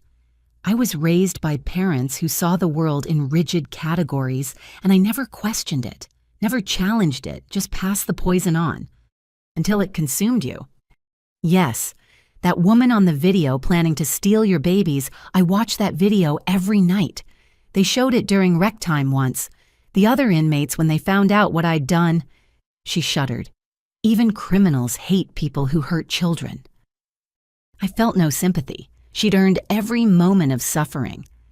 I have a box. She continued gesturing weakly to the bedside table. Things I've written. Apologies I'll never get to deliver. Memories of you as a child before I ruined everything. Will you take it? Why, because someday, maybe when Emma and Jaden are older, they might want to know that their grandmother finally understood, that she died knowing she was wrong, that she loved them even if she was too broken to show it properly. You tried to erase them. You called Jaden defective. You wanted to steal Emma's identity. I know. God, I know. And I'll die knowing I traumatized children I should have protected. But maybe knowing their grandmother learned, changed even if too late. Maybe that might mean something someday. I took the box but made no promises. We sat in silence for a while, the weight of destroyed years between us. Your father, she said suddenly, he's different too. The trial broke something in him. He spends his time teaching financial literacy to other inmates trying to atone. He understands now what we threw away. Too little, too late. Yes, but Keisha, don't let our poison infect your children. Don't let our failure make them hard. They're beautiful as they are. Let them stay that way. They will. Not because of you, but despite you. She nodded, accepting the judgment. As I stood to leave, she reached out weakly. I know I have no right to ask, but could you tell me about them? Just a little. I dream about them sometimes, and they're always frozen as they were 2 years ago. I could have refused, should have refused, but something in her broken voice made me relent. Emma won the state science fair with a project on genetic diversity in plant adaptation. She used our family as inspiration, showing how variation makes species stronger. Jaden publishes a newsletter about foxes that has subscribers in 12 countries. He's teaching himself 3 languages because foxes live everywhere, and he wants to read about them in every language. My mother smiled through her tears, strong and brilliant and themselves, just like their mother. Just like themselves, that's enough. Yes, it is. I left then, carrying her box of regrets and apologies. She died 6 days later. My father permitted to attend the small prison funeral. He would serve another decade, his fortune gone to legal fees and restitution. His reputation destroyed, his legacy, one of hatred that failed. I didn't attend the funeral, but I did read the letters in the box alone in my office while my family slept. Pages and pages of remorse, of memories of a woman realizing too late that she'd chosen fear over love. One letter stood out, addressed to Emma and Jaden. My dear grandchildren, by the time you read this, if you ever do, I'll be gone. Good. The world is better without people who think love should have conditions. I spent my life believing lies about what mattered. I thought purity was more important than joy. I thought control was more important than connection. I thought my narrow world was the only right one. I was catastrophically wrong. You are perfect as you are. Mixed race isn't confusion, it's richness. Autism isn't defective, it's difference. Your parents aren't failures.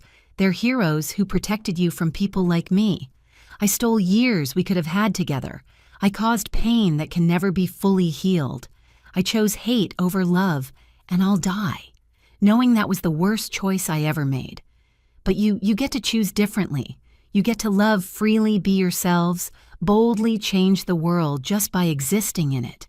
Don't let anyone ever tell you you're wrong for being who you are. You're not wrong. I was. I'm sorry.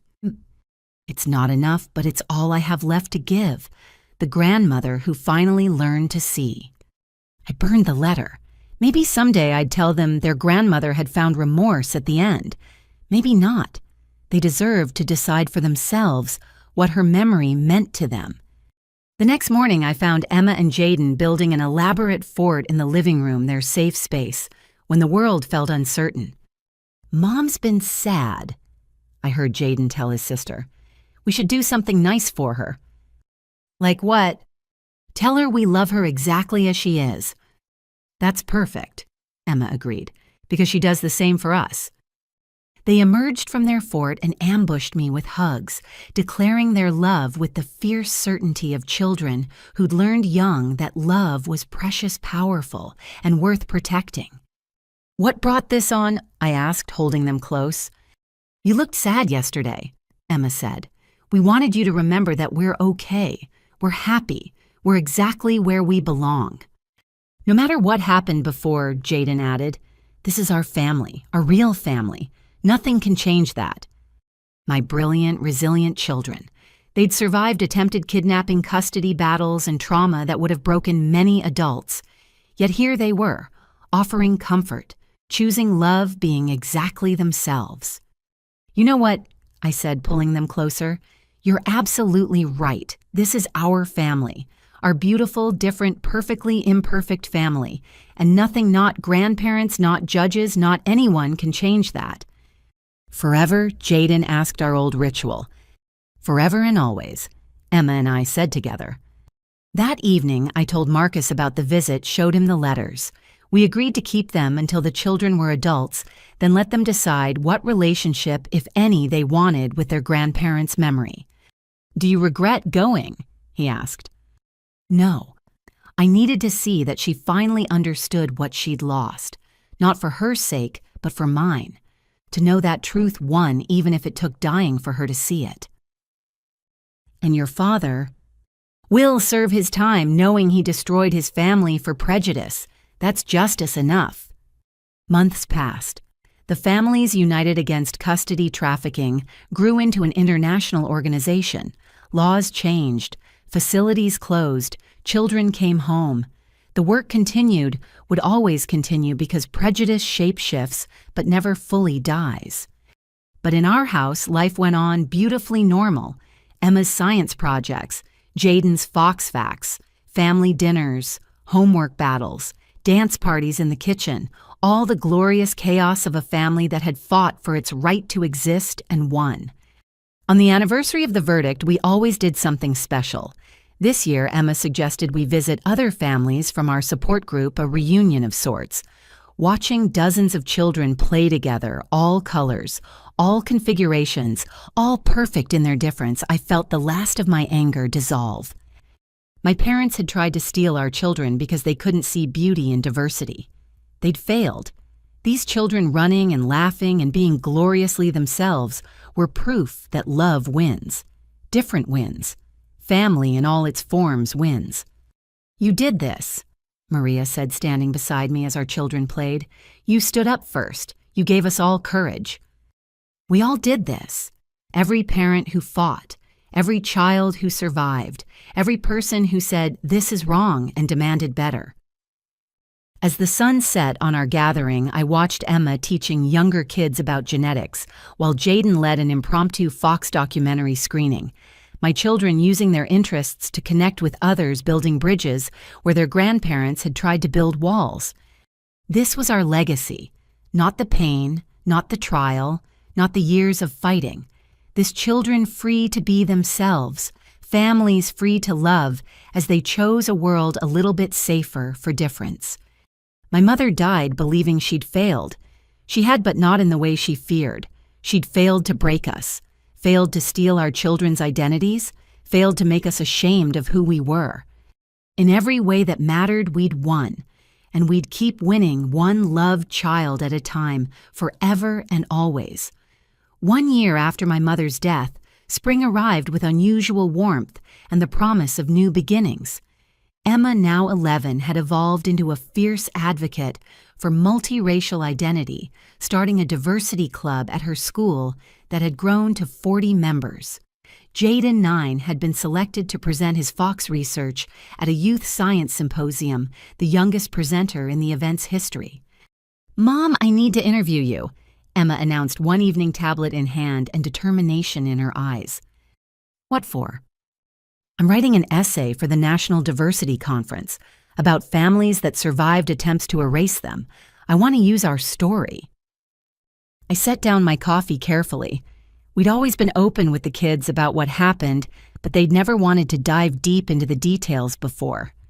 "Are you sure you're ready for that? It's a heavy topic." "I'm ready. I need to understand it to help other kids who might be going through the same thing." So we talked. For hours, I answered her questions about why her grandparents had acted as they did, about the network of families we'd helped expose, about the strength it took to stand against your own blood for your children's sake. "Were you scared?" she asked. "Terrified, every single day until the judge made her ruling. But you didn't let it show."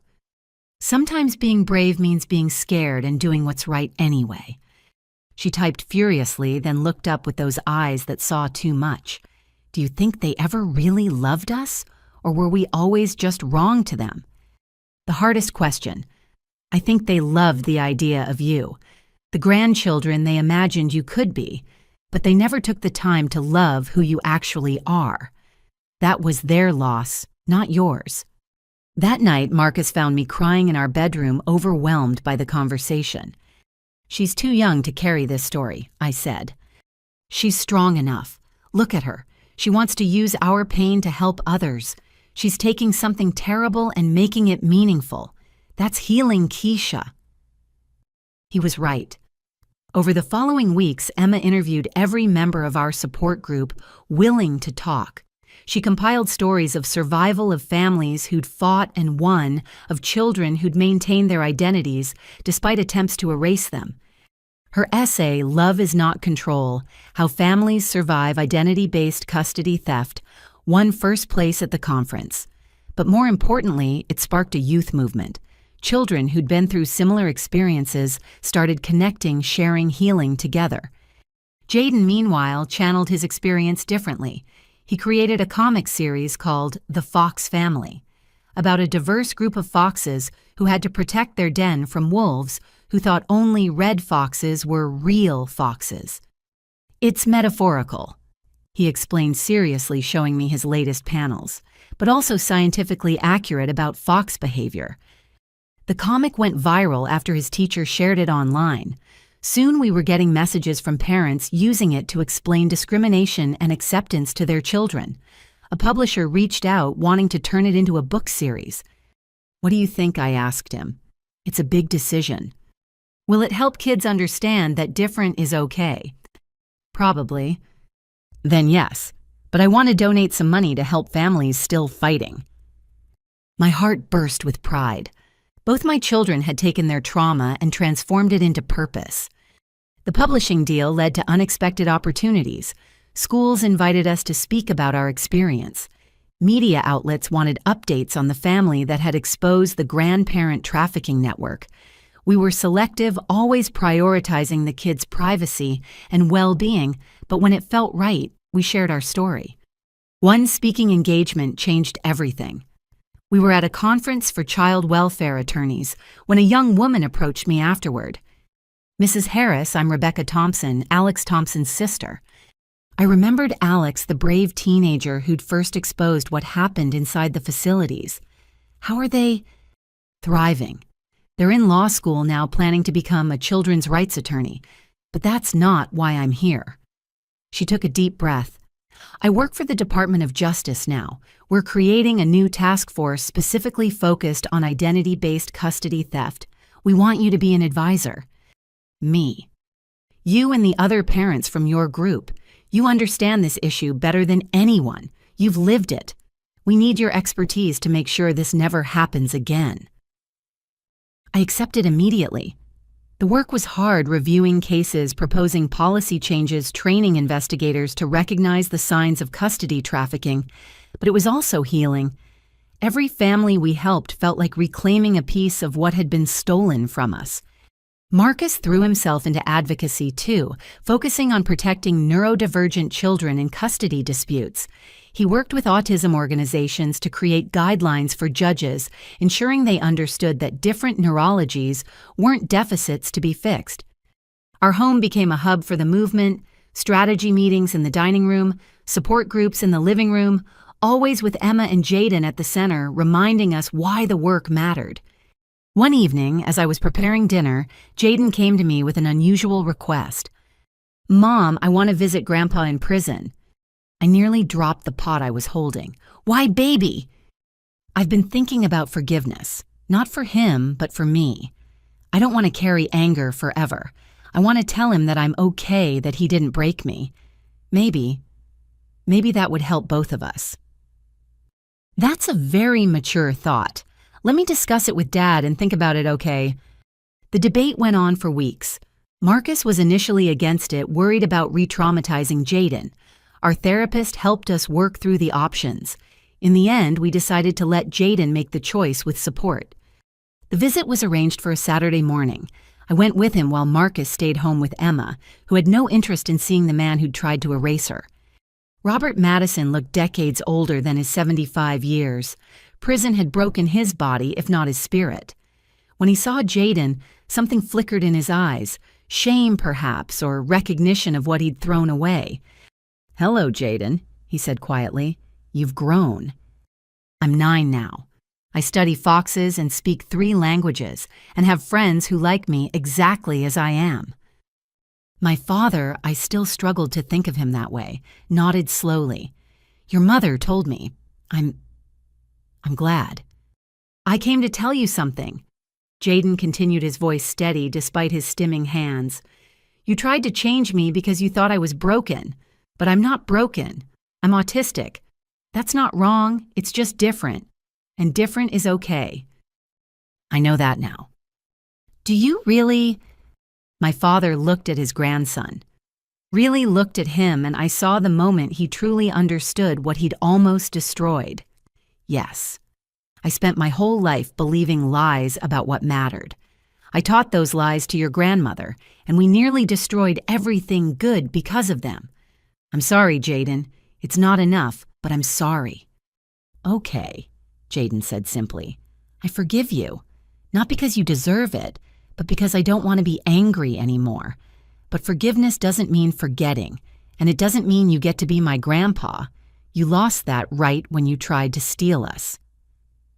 "I understand." "Good. I hope you teach other people in here that different doesn't mean bad. Maybe that can be your way of fixing some of the hurt you caused." As we left, I marveled at my son's wisdom, 9 years old and already understanding truths that had taken me decades to learn. "You okay?" I asked as we drove home. "Yes, I said what I needed to say. Now I can let it go." That night, our family gathered for our weekly movie night. As I looked around at my children cuddled between Marcus and me, I realized how far we'd come. From a family under siege to a family that had not just survived, but transformed trauma into purpose. "I love you guys," Emma said suddenly apropos of nothing. "Our weird, wonderful, exactly right family." "Even when I info dump about foxes," Jaden asked. "Especially then." "Even when I get obsessed with science projects." "Especially then." "Even when we make you attend boring conferences and meetings," I added. "Well," she pretended to consider. "Yeah, even then, because you're doing it to help other families be as happy as ours." Marcus pulled us all closer. "You know what I love most about our family? We're exactly who we're supposed to be. Not who anyone else wanted us to be, but who we are. Forever." Jaden asked our old ritual taking on new meaning. "Forever and always," we all said together. The movie played, but I wasn't watching. I was thinking about the journey that had brought us here, the pain that had transformed into purpose, the fear that had become fuel for change, the attempt to destroy us that had only made us stronger. My parents had been wrong about so many things, but their greatest error was believing that love meant control, that family meant conformity, that children were possessions to be molded rather than individuals to be celebrated. Real love. The love that filled our home meant accepting each other completely. It meant Emma's brilliant mind and mixed heritage were gifts, not problems. It meant Jaden's autism was part of who he was, not something to be cured. It meant Marcus and I could build a family that looked nothing like what we'd grown up with and have it be absolutely perfect. The movement we'd helped start had saved hundreds of families. Laws had changed. Attitudes were shifting. Children were safer because we'd refused to let our story end in tragedy. But the greatest victory was smaller, quieter. It was Emma confidently explaining her identity to anyone who asked. It was Jaden flapping his hands with joy without shame. It was Marcus and I building a love that crossed every boundary others had tried to put between us. It was this moment all of us together whole and healed and happy. We'd won. Not just the court case or the criminal trial, but the deeper battle for our children's souls. They knew who they were. They knew they were loved. They knew they were exactly right, exactly as they were. And that victory was worth every moment of pain it had taken to achieve it. 5 years had passed since that terrible night when my parents tried to steal our children. 5 years of healing, growing, and transforming our pain into purpose. Emma was now 13, a poised young woman who spoke at conferences with the confidence of someone twice her age. Jaden, 11, had published his first book in the Fox Family series and was working on his second while maintaining his research on actual fox behavior. I stood before Congress on a crisp October morning prepared to testify about the Protecting Families from Fraudulent Custody Claims Act legislation our movement had spent 3 years crafting. My name is Keisha Harris. I began looking out at the assembled representatives. 5 years ago, my parents tried to kidnap my children because they couldn't accept that families come in all colors, all configurations, all beautiful forms of love. Today, I stand here not as a victim, but as a voice for the thousands of families who've faced similar attacks. I spoke for 20 minutes laying out the systematic nature of identity-based custody theft, the network we'd exposed the children still recovering from facilities that tried to erase who they were. When I finished the committee chair, a grandmother herself had tears in her eyes. Thank you, Mrs. Harris. Your courage has saved countless families.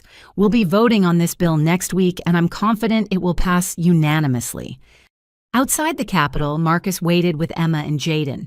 They'd insisted on coming, wanting to witness this moment of their story becoming part of changing America. How'd it go? Emma asked, though her grin suggested she already knew. I think we're going to win this one. Another victory for the Fox family, Jaden declared, making us all laugh. That evening, back in our hotel, my phone rang with an unexpected call. Keisha, this is Aunt Linda. My mother's sister, who'd provided crucial evidence during the trial. We'd stayed in touch, but calls were rare. I wanted you to know, she said softly, your father passed away this morning. Heart attack in prison. I sat down, slowly processing the news. My father was dead. The man who'd taught me to ride a bike and tried to steal my children. The man who'd walked me down the aisle and plotted to destroy my marriage. How do you feel? Marcus asked after I'd shared the news. I don't know. Empty, relieved, sad for the relationship we never got to have. All of that sounds normal. I told the kids the next morning over breakfast. Their reactions were as different as they were. Emma nodded thoughtfully. He made his choices. He faced the consequences. It's sad, but it's not our sadness to carry. Jaden was quieter. I'm glad I got to tell him I forgave him. Now he can't hurt anyone else, and maybe he found peace at the end. You're both pretty amazing, you know that, I said, marveling at their maturity. We learned from the best, Emma replied, then shifted topics with the ease of youth. So when do we find out about the vote? The vote came 3 days later. The Protecting Families from Fraudulent Custody Claims Act passed the House 435 Zemaro. When it passed the Senate 2 weeks later, we were in the gallery to witness it. The president signed it into law a month after that with our family and dozens of others who'd fought for this moment standing behind her. This law, she said at the signing ceremony, ensures that no family will be torn apart simply for being different, that love, not prejudice, will guide our custody decisions, that children will be protected from those who would erase their identities, even especially when those people share their blood. Afterward, at the reception, families who'd been helped by our organization surrounded us with gratitude. Children reunited with parents, families allowed to exist without fear, lives rebuilt from the ashes of trauma. "You did this," Maria Rodriguez said, her son Diego, now a thriving teenager, beside her. "You turned your pain into power." "We all did," I corrected. Every family who stood up, spoke out, refused to let hate win. As we flew home that night, Jaden fell asleep against my shoulder while Emma wrote in her journal, probably planning her next advocacy campaign. Marcus held my hand across the aisle, and I felt a profound sense of completion. Not ending our work would continue as long as families face discrimination, but completion of this chapter. The people who'd tried to destroy us were gone. The network they'd used was dismantled. Laws now protected families like ours. Our children were safe, strong, and using their voices to protect others. "Penny for your thoughts?" Marcus said. "Just thinking about how Grandma and Grandpa wanted to give our kids advantages. They never understood that the greatest advantage we could give them was the freedom to be themselves. And look at them now, changing the world just by existing. Think they'll forgive us for all the meetings we dragged them to." He laughed softly. "I think they'll thank us for showing them how to fight for what matters." A week later, we held our annual gathering for families affected by custody trafficking. This year was different, a celebration not just of survival, but of victory. The law had passed. Protections were in place. The work would continue, but the landscape had fundamentally changed. Emma gave the keynote speech standing before 200 people with the poise of a seasoned activist. 5 years ago, my grandparents looked at me and saw a problem to be solved. My skin wasn't light enough. My brother's brain worked differently. Our family didn't match their picture of perfect. They tried to erase us, reshape us, steal us from parents whose only crime was loving us exactly as we are. She paused, scanning the crowd of families who'd lived similar nightmares. But here's what they never understood. We're not problems. We're possibilities. Every mixed-race child carries histories in their skin. Every neurodivergent person sees the world in ways that can change it. Every family that doesn't fit the mold breaks it open for others to breathe. The room erupted in applause, but Emma wasn't done. They tried to steal us because they were afraid. Afraid of change, afraid of difference, afraid of a world where love matters more than conformity. But we're not afraid. We're proud. We're strong. And we're not going anywhere. As she spoke, I saw my mother's determination in her jaw, my father's intelligence in her eyes, but transformed by love into something beautiful instead of destructive. She'd taken the best of her heritage and left the poison behind. To every kid out there who's been told they're wrong for being who they are, you're not wrong. You're exactly right. Your family is real, your identity is valid, and your love is powerful. Don't let anyone, not grandparents, not judges, not anyone tell you otherwise. Jaden joined her on stage for the conclusion, and together my children stood as living proof that love wins. "Our mom always asks us a question," Jaden said, taking the microphone. She asks, "Are we safe?" And we always answer, "Forever and always."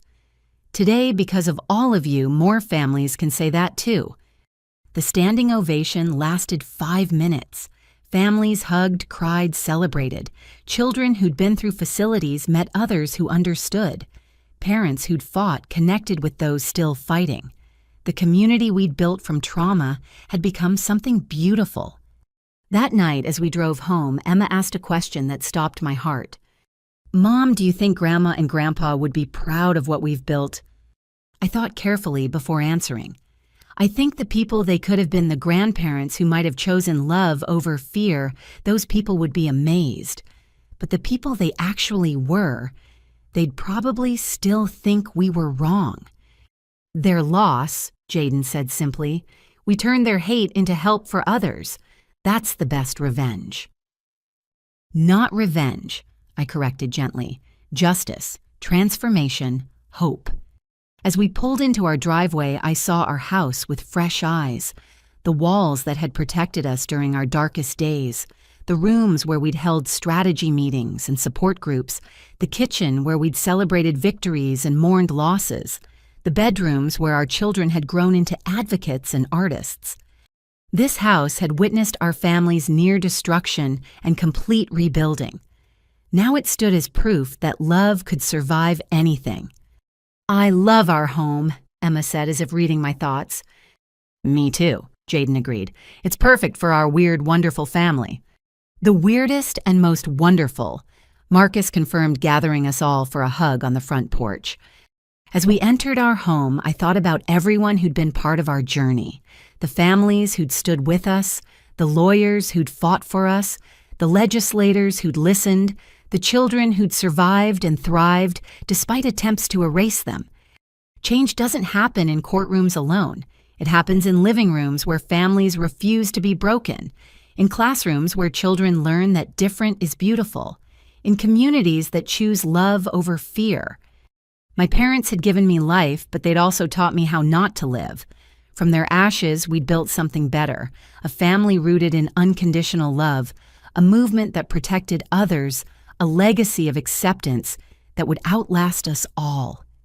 "Mom," Emma said as we settled in for the evening, "I'm writing a new essay. Want to hear the title?" "Always.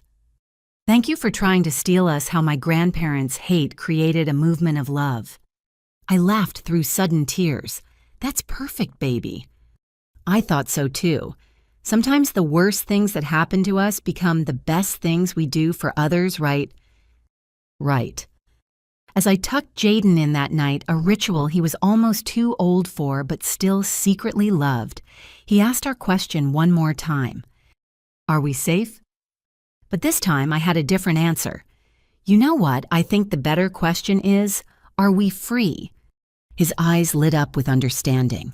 To be ourselves, to love who we want to help others. Exactly. "Then yes," he said firmly, "we're free, forever and always." Forever and always. I agreed, kissing his forehead. Later, curled up with Marcus, I reflected on the journey that had brought us here. The pain had been real, the trauma had left scars, but we'd refused to let it define us. Instead, we'd let it refine us into better parents, stronger advocates, fiercer protectors of love in all its forms. My parents were gone, their legacy of hate crumbled to dust. But our legacy, Emma's voice ringing out for equality, Jaden's stories, teaching acceptance, the laws that now protected families, the children reunited with parents, the love that flourished where fear once ruled, that would endure. We'd won. Not just our battle, but the war against those who would use children as weapons in their culture wars. We'd proved that love is stronger than hate, that diversity is strength, that families are defined by how they care for each other, not by who approves of them. And most importantly, we'd shown our children that when someone tries to dim your light, you don't shrink, you shine brighter and light the way for others.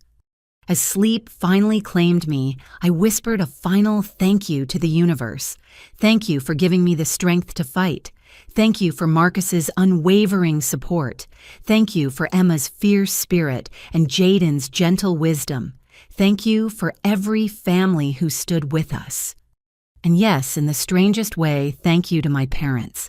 Their attempt to destroy us had instead forged us into something unbreakable. Their hate had birthed a movement of love. Their failure had become our triumph. We were the Harris family, different, proud, united, and free. Forever and always. If you've made it this far, you've witnessed our journey from a family under attack to a family that helped change laws and save lives. But I want to leave you with something more than our story. If you're facing someone who says your family is wrong, whether it's grandparents, extended family, or anyone else know this, your love is valid. Your family is real. You have the right to raise your children according to your values, not someone else's prejudice. If you see a family being targeted for being different, speak up. Support them. Sometimes knowing you're not alone makes all the difference. And if you're a grandparent reading this, wondering where the line is between concern and control, ask yourself, do I love this child for who they are or for who I want them to be? The answer will guide you. Love doesn't need to look any particular way. It just needs to be real, supportive, and unconditional. Thank you for joining our journey. May your own family, however it looks, whoever it includes, be blessed with the freedom to love without limits. With hope and determination, Keisha Harris. As we close this chapter of our story, I have a question for you. Have you ever had to stand up to family members who didn't accept your choices or your children for who they are? How did you find the strength to protect your family's right to exist exactly as you are? Share your thoughts in the comments below. Your story might be exactly what another family needs to hear today. If this story touched your heart or opened your eyes to the reality of custody trafficking, please consider sharing it. Every share helps spread awareness and might reach a family who needs to know they're not alone. Don't forget to like and subscribe to hear more stories of families who refuse to let prejudice win. Together, we're building a world where every family is free to love without fear. Thank you for reading, for caring, and for believing that love comes in all colors, all configurations, and all beautiful forms. Remember, different is not wrong. Different is wonderful. Stay strong, stay proud, and always protect your right to love freely. Until next time, keep choosing love over fear.